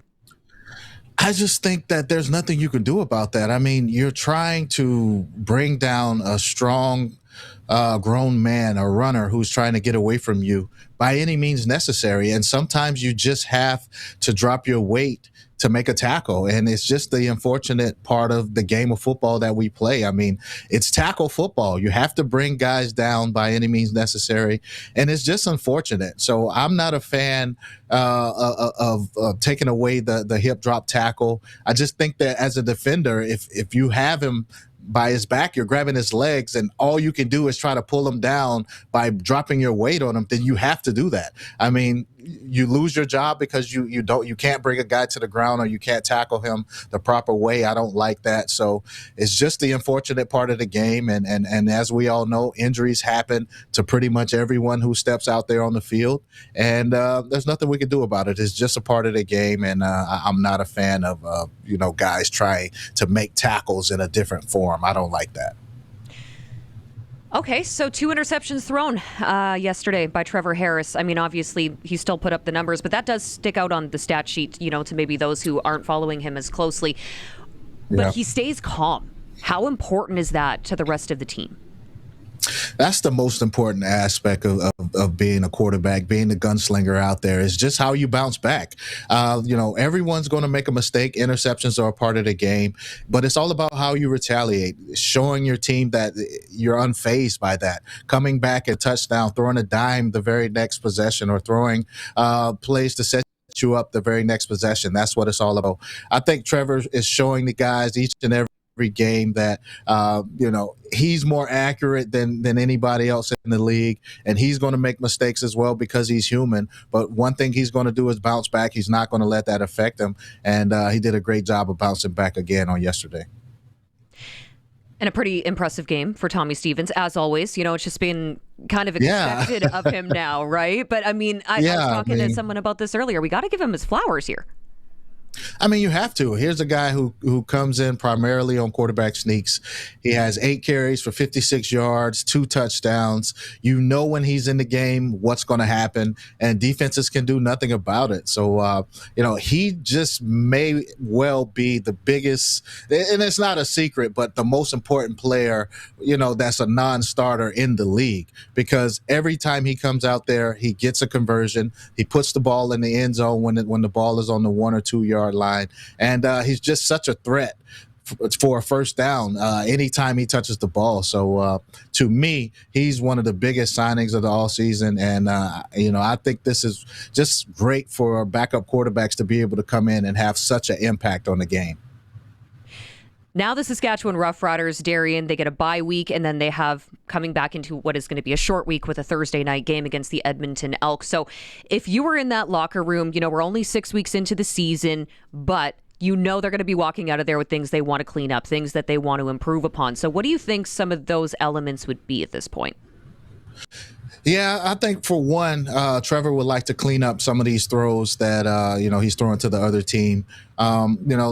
Most of the interceptions I've seen this year so far have come off of play action. So I think that, what they'll see in the film room is whenever he can keep his head up and he doesn't lose defenders by trying a ball fake and he has to, try to fake out the defense, then he can see everything and he won't make those mistakes. So I'm sure they'll go in the film room and correct some of those and try to get some of those pass plays, in a better situation or more so when they can dictate what the defensive coverage will be. That's when you want to do more of the play action. So offensively, I'm sure they want to clean that up. And then defensively, I think, they still give up a lot of yards. They of course, with Hamilton not having Bo Levi, they did a good job of shutting down Hamilton's offense, but they still give up a lot of yards. I think they'll want to clean that up a little bit going up home and home against Edmonton. That'll be a huge series, especially if Edmonton can beat BC this weekend, setting up a 5-1 team and a 4-1 team with back-to-back. Man, this is going to be a huge home and home series so early in the season. So the Riders definitely want to heal up, rest up, and make sure they clean up some of the little small mistakes that they're making, because there's not a lot that they're doing wrong being 4-1, but you want to clean up the small things because this is a huge series coming up against the Edmonton Elks. Well, especially coming off of a game where it was feeling like 50 degrees on the field. I think there's going to be a couple of cold plunges here this week. Elsewhere around the league, we should probably chat briefly about a couple of these other games. The Philpott Bowl, I got to ask you about a little bit here. Als, Stamps, now Montreal, now 4-1, same as the Saskatchewan Roughriders. But the Stamps didn't make it easy on them, that's for sure. I mean, they almost stormed back and won that game. So what was your takeaway from those two teams in that contest? Well, I think we've seen a lot of this from Calgary all season. They just get behind early, and then when they start to fight back at the end of the game, it's just a little bit too late. So I think that for Calgary, they need to start coming out swinging, initiating the punch a little bit to other teams instead of waiting to take the first blow and then trying to make a comeback from there. But I think we're seeing Davis Alexander, if he can keep this up, man, he'll be well on his way to a MOP season. The supporting cast with Philpott at receiver, behind Anthony Calvillo. And I was a big fan of Alexander Hollins when he was in BC. It was kind of crazy how he was just let go by BC, especially coming off of a 1,000-yard season. And then Montreal was able to just get him in just a steal of a transaction. The way he's playing, it's still just baffling to me that they just got him for next to nothing. But this Montreal team is they're threats for a touch all over the field with Davis Alexander, and like the team to beat right now. How about the Bombers Argos? I mean, Toronto had opportunities to steal that one in Winnipeg, but just couldn't get her done. Yeah, kudos to Drew Brown, man, coming in after, a week of learning this playbook and being able to go out there and throw for over 300 yards, no snaps this season, and no real rust, looking like, he had been playing all season. So shout out to him for going back to Winnipeg and playing well. I know this Toronto team is just ready to get back home after this West Coast swing that they're having right now. This has got to be tough on them with these, and then to play Saskatchewan, Calgary, and and Winnipeg all on the road, even though Saskatchewan was kind of like a home game supposed to be for them. You can't look at the schedule makers and feel like they're on your side when you look at a schedule like that. So for Toronto, you expected them to, with this West Coast swing, to not really be able to pull out. You look to get one if you can, and they got that against Saskatchewan, so I know they're ready to get back home. I'm sure they are ready to get back home. I don't have that much sympathy for them, though, because it was the Argos who decided to play their home game here. But maybe that's just me being catty, Darian. Yeah, I think so. I mean, no one will want to fly, 3.5, 4 hours to go play a home game. So yeah, I don't think that's the case. No, totally fair.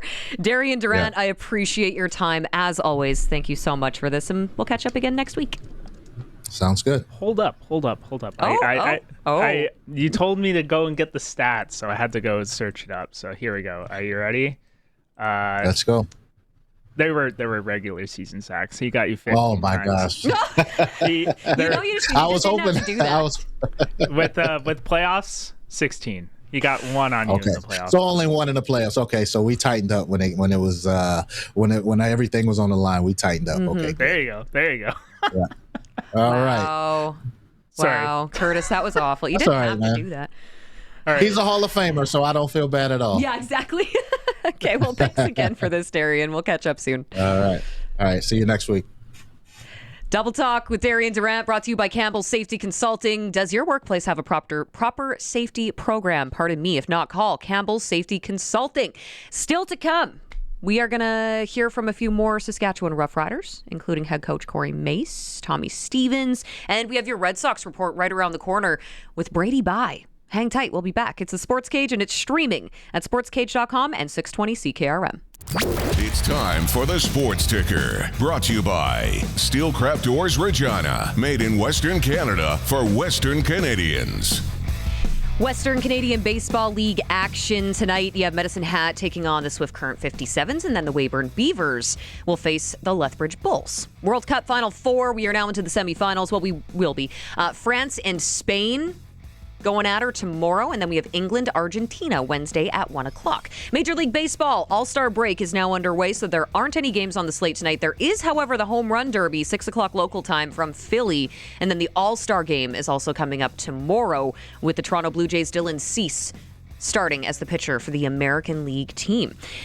SportsCage.com poll right now. Are you happy with the Saskatchewan Roughriders 38-7 win over the Hamilton Tiger Cats? You can vote at SportsCage.com right now. 67% of the voting says it was great. 2% says we could have won by more. And then the other one, 30% of people worried about our kicker again. Okay, you can let us know if you agree, disagree. Go vote. Again, SportsCage.com. That is a look at your sports ticker, brought to you by Steelcraft Doors. Showcasing the boys of summer. Time for another edition of the Sports Cage Regina Red Sox Report on 620 CKRM. Brought to you by Unifor 594. Energy workers, putting the care in career since 1942. Safety is our business. Yes, it is the Red Sox Report, brought to you by Steelcraft Doors. I'm Teagan Whitco, Curtis Gammon with me, and joining us now on the Western Pizza Guest Hotline, Brady Bye. Thanks for making the time. Thank you for having me. So you make it out to Country Thunder at all this weekend? Or did you get enough sun at the Ball Diamond? No, we did. We went and caught some Lainey Wilson last night. It was awesome. It was a really good show. Okay. How'd you hold up at Curry Field? I know it was pretty toasty there for us when we were at the stadium. It was good, honestly. We were waiting a long time for some good weather. So honestly, we were complaining too much about the rain. So it's hard to complain about the good weather coming in now. Yeah, there's definitely been our fair share of rainouts this season for the Regina Red Sox. Been interesting. A lot of double headers, which means that I got to bring it up. Come on, Brady. The Canada Day Grand Slam win, first game of that doubleheader. You can't script that sort of thing, especially when you're a hometown guy. Take us back to that at-bat and what was going through your mind. Yeah, I think that's kind of a moment that you step into that it's like I've been wanting this moment since you're a little kid. Obviously, you have one goal when you're going up in that situation. It's you don't get that opportunity very much. So I went up there. I was like, I'm going to try and end this one, and it went in my favor. And it was a really special moment. It's probably one of the coolest things I've done in my career so far. It was a pretty special moment for everybody in the stands as well. They loved watching that, and I know that was awesome. And we did have, as I mentioned, a lot of double headers so far this season. So what does that look like for Brady Bye? When you have a bunch of these double headers, how do you prepare for that differently versus, just a single 9-inning game? Yeah, they're long days. I think the preparation is the same. I think it's more you just got to be a little more mentally tough and just got to go out there and get the job done. There's some long days and you're dragging by the end of it, but everyone's out there doing the same thing. So you just got to go out there and compete every single day. But it's been nice. I love playing baseball. So if I get to play 2 games in one day, I'm honestly happy. Well, and it's hard to believe we're already heading into what's going to be the WCBL All-Star Weekend. And I know you, along with some of your teammates and Rypathakos, you're going to be heading up to Saskatoon. What does it say about your group and having such solid representation from the Red Sox? Yeah, it says a lot. We got a special group. Our head coach is awesome. We've had a special group ever since I've been going at this. I'm very grateful for everything we have, and it's crazy that it's All-Star game break already. It's going by fast, but I'm super excited to go hang out with my guys and meet some guys from some other teams and just enjoy it. So are you just more looking forward to competing against the league's best or just soaking up the experience? Do you guys kind of swap little tricks of the trade, or how does that look? Yeah, I think just soaking in the experience. It's a lot of fun to go out there and just be around some new guys and just play other guys. We don't get to play the other side a whole lot either, so just playing the top over there, it's a lot of fun. It's a great day. Last year I had a ton of fun, so I'm super, super excited to come and do it again. Now, before you get to this All-Star break weekend, 4-game homestand at Curry Field. Hopefully it's going to be slightly cooler than this past weekend. But if it isn't, what are your tricks to keeping cool in the dugout? What do you guys do? We get the cooler, fill it with some ice and some water, and we get the rags in there. That's about all we can do. Just stay hydrated and get some wet, cool rags. Other than that, we're just thugging it out there. Well, for you yourself, Brady, leading the team with 9 home runs, 42 ribbies, what's been the biggest challenge to stay consistent so far this season? Yeah, I think I came out super hot too, so the expectations came up super high. So I think the hardest part right now is just the consistency part of it. I'm starting to, I've played every game, so I'm starting to get beat up a little bit and feel a little bit tired. So those days where I'm dragging, I got to find a way to just be consistent, and that's been the hardest part to this point. Okay, now let's ask a little bit about your teammates. Who has the best walkout song? Ooh, the best walk-up song. That's a tough one. I really like Lance Anderson's. I think he's got the best. I don't know if the fans like that one the most, but that's probably my favorite. What's the name of that one again? I don't remember I actually don't know the song. I think that's why I like it so much, because I've never heard that one before. You haven't heard it 1,000 times? Yeah, Gotcha. Exactly. Okay, what's your favorite WCBL ballpark to play in aside from Regina? My favorite, that's a really tough one. I really like Medicine Hat. Medicine Hat's a super cool place to play. Good fans, good town. I really enjoy that place. Okotoks, obviously, but I think Sylvan Lake has been my favorite. It's good vibes. It's a super cool place to play, and it's hard to beat a turf field, too. Okay. Sylvan Lake, I'm going to have to make a trip out there eventually. Yeah, it's beautiful. It's an awesome park. Carter Beck. I have to ask you this because he's making history right now, becoming first Canadian selected in this year's MLB draft, highest Saskatchewan-born player. I'm sure you can relate as someone from Saskatchewan. How exciting is that for you as a baseball player for this province to get that type of recognition? It's so awesome. He's the easiest kid to root for in the world. So it's super pumped. I'm super pumped for him. It's super cool to see someone you grew up around playing with and against do that. It's a lot for the baseball community here. Baseball is growing, and it's just going to continue to keep growing. So I'm super happy for him, and that's awesome. What do you think this means for the young ball players in Saskatchewan who are now watching this career trajectory for him? Yeah, I think it shows you that it's possible. I think growing up, it's easy to be like, I'm not going to make it to the league. I'm just going to play for fun. And you see a kid like Carter Beck go and do that, and now you know that we can do this. So it means a lot for the baseball community here. You've played against him. What makes Carter Beck so hard to play against? Honestly, everything. He's kind of a 5-tool guy. He goes up there. First of all, he's the hardest worker on the field every day, but he brings every tool to the table as well. He's just a special player, special ability, and a hard worker. It's a tough guy to play against. Well, Brady, I really appreciate you taking the time to do this today because I know it's a day off for you guys, and then you're back on the field for 4 straight. So I'll let you get back to it, get back to resting, and we'll catch you at the ballpark. Perfect. Thank you so much for having me. Of course. Appreciate the time. Brady Bye joining us on the Western Pizza Guest Hotline. And that is for your Red Sox Report, which is brought to you by Unifor 594. Always appreciate the time from the guys down at Curry Field. that they carve out just for us. We are going to take a quick break here in a moment, but I do just want to remind you that you're running out of time if you want to get in today for SaskTel Pick the Score. Predict the score for what you think the final is going to be. Elk, Riders, at Mosaic Stadium next Thursday. So if you have a prediction, you just simply text it into us. You have a chance to win a $200 SaskTel gift card. In addition to that, free tickets to the next Rider home game. So hit us up right now. Prairie Land Rentals text line is 306-936-6262. Again, 306-936-6262. We got to take a quick break. We're going to be back here in a moment. This is the Sports Cage on 620 CKRM and streaming at sportscage.com. Welcome back. Monday installment of the Sports Cage. I'm Teagan Whitco, joined by our wonderful producer, Mr. Curtis Gammon. The Monday show brought to you by Sask Today. If you want to go back and listen to anything that you may have missed, you can always do so in podcast form. Okay, so we had Brady McGuire join us on the show. We also had the one and only Darian Durant. And Brady Bye just joined us from the Regina Red Sox as well, who's going to be up to the All-Star game in Saskatoon this upcoming weekend.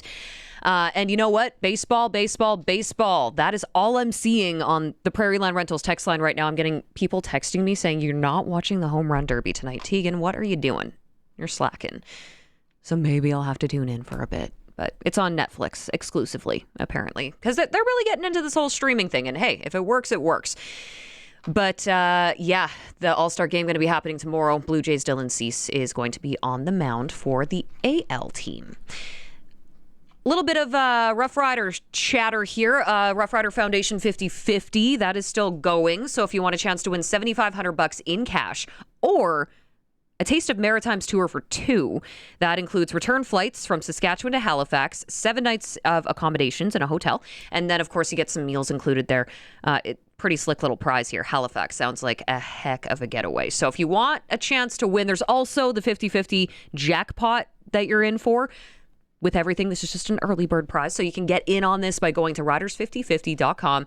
The deadline is next Wednesday, because the next game for the Riders after this bye is going to be next Thursday at Mosaic Stadium against the Elk. So Wednesday, July 22nd, 10 p.m., riders5050.ca is where you need to go for that. Okay, so just kind of dissecting a little bit more here of the Saskatchewan Roughriders win over the Hamilton Tiger Cats. I mean, we've had a conversation with Darian and Brendan about this, but I don't think that we've done quite enough here to give Tommy Stevens the recognition that he deserves coming off of not only yesterday's game, but just the consistency from that guy all season long.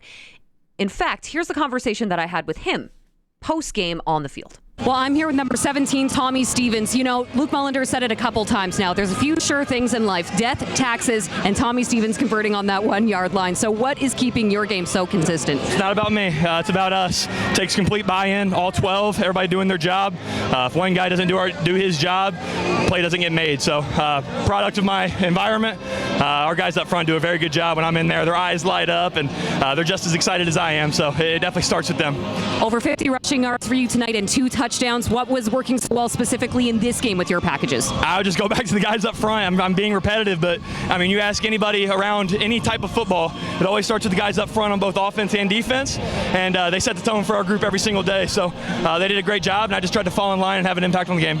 It was a ridiculously hot game here at Mosaic Stadium. What did you do differently to prepare? Yeah, you just got to pound fluids. I mean, I think this has been around in Canada at least, so very, very hot, but thought our guys did a really good job throughout the week preparing. The day to start hydrating is yesterday, regardless of what day it is. We said that on Monday, so I thought we did a really good job in ramping, so I thought we did a good job. Yeah, no, that's definitely a win, and congratulations on the victory tonight over Hamilton. Awesome, thanks, go Riders.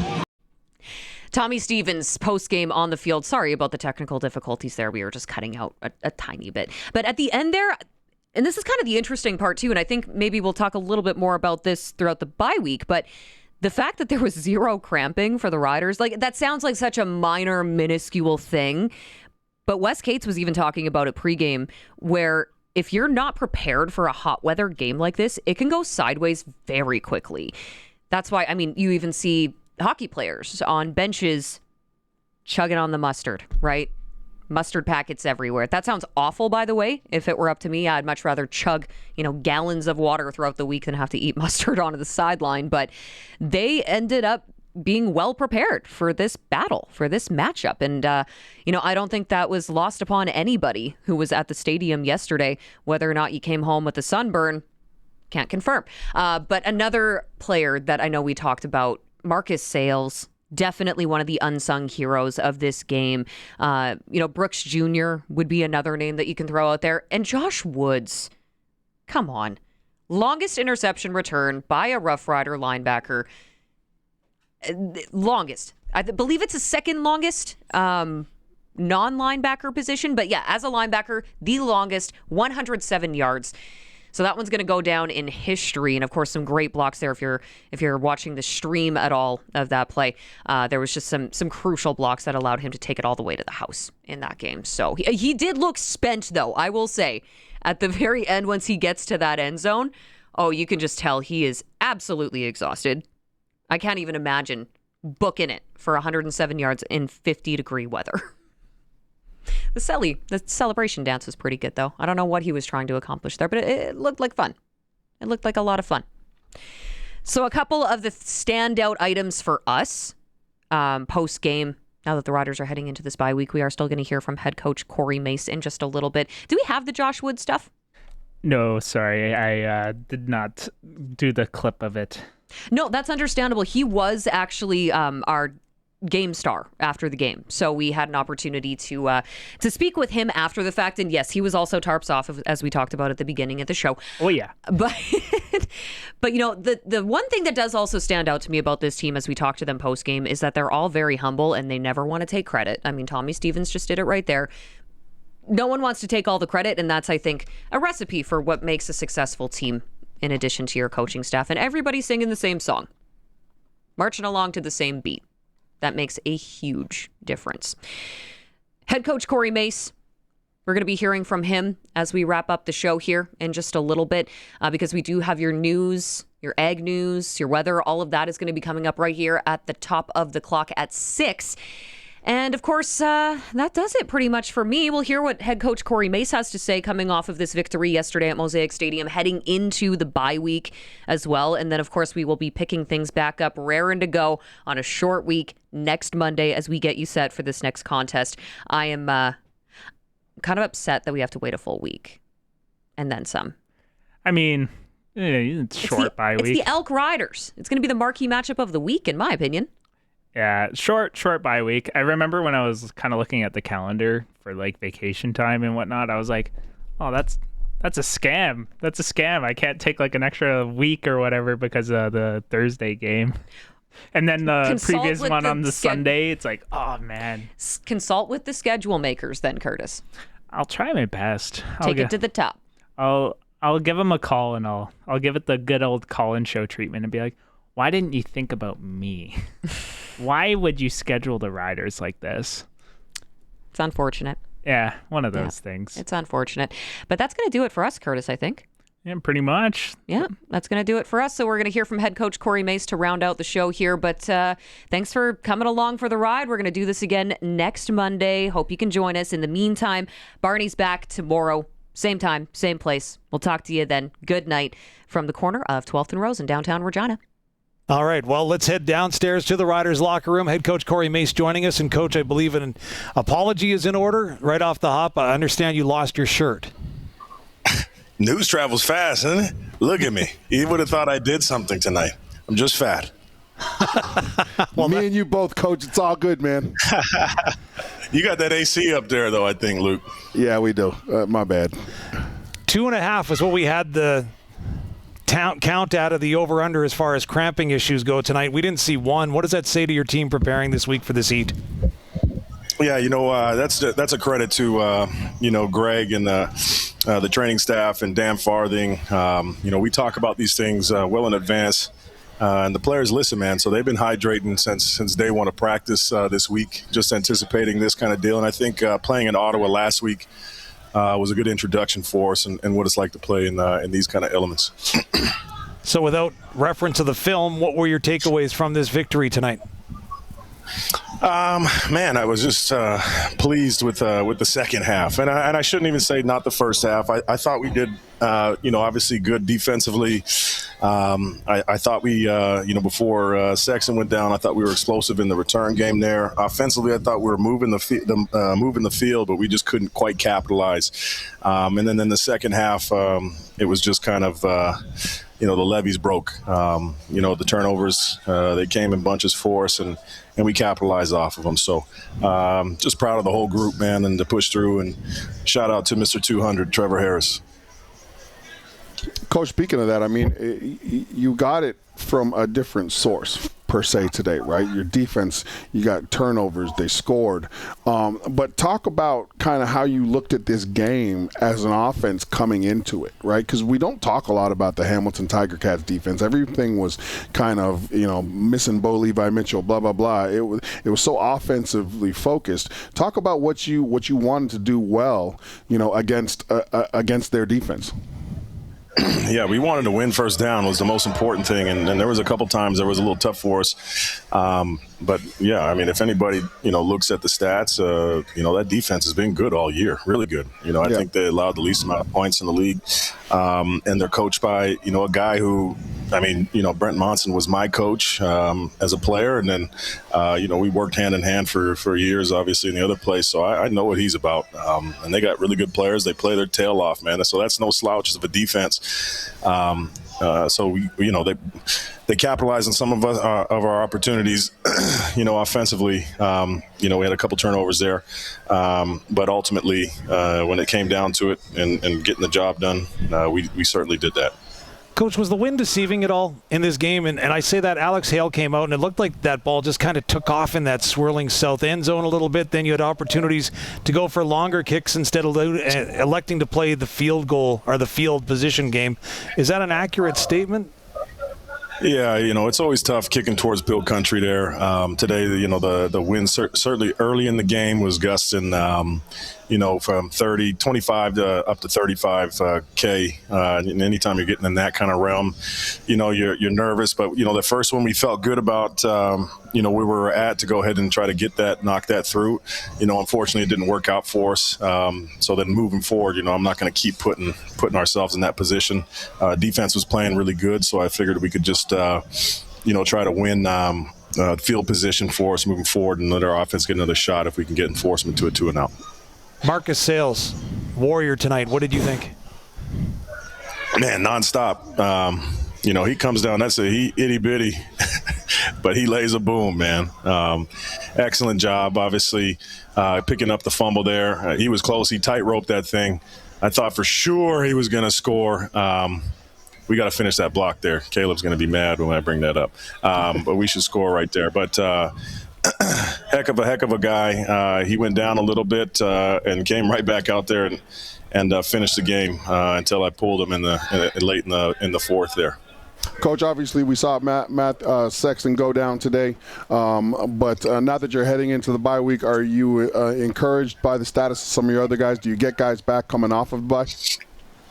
Yeah, I think so, man. I think we're going to get a few guys back, but that's just kind of forecasting where we, left off from this week, talking with the medical staff. But we'll see how it goes as this week progresses here. And then, ultimately, we'll see how we made it out of this game. Obviously, Sexton went down, but we'll see if anybody else got nicked up or something like that. But I haven't heard anything else other than, the obvious with Sexton. Lastly, you go out in the shortest bye week possible by CFL rules this week. What was your message to the team? Just to enjoy it, man. We know what it is. We're going to have to get back here pretty quick. Enjoy the time with your loved ones. We know how long this season can be, and you get the days off that you get. So make the best of them before we have to come back to get to work, man. So obviously, for us, is going to be another good opponent around the corner. So we got to be with it. Thanks so much, Coach, and good luck in finding your shirt. I'm going to have another one changed after this, Dave. It's ridiculous. Coach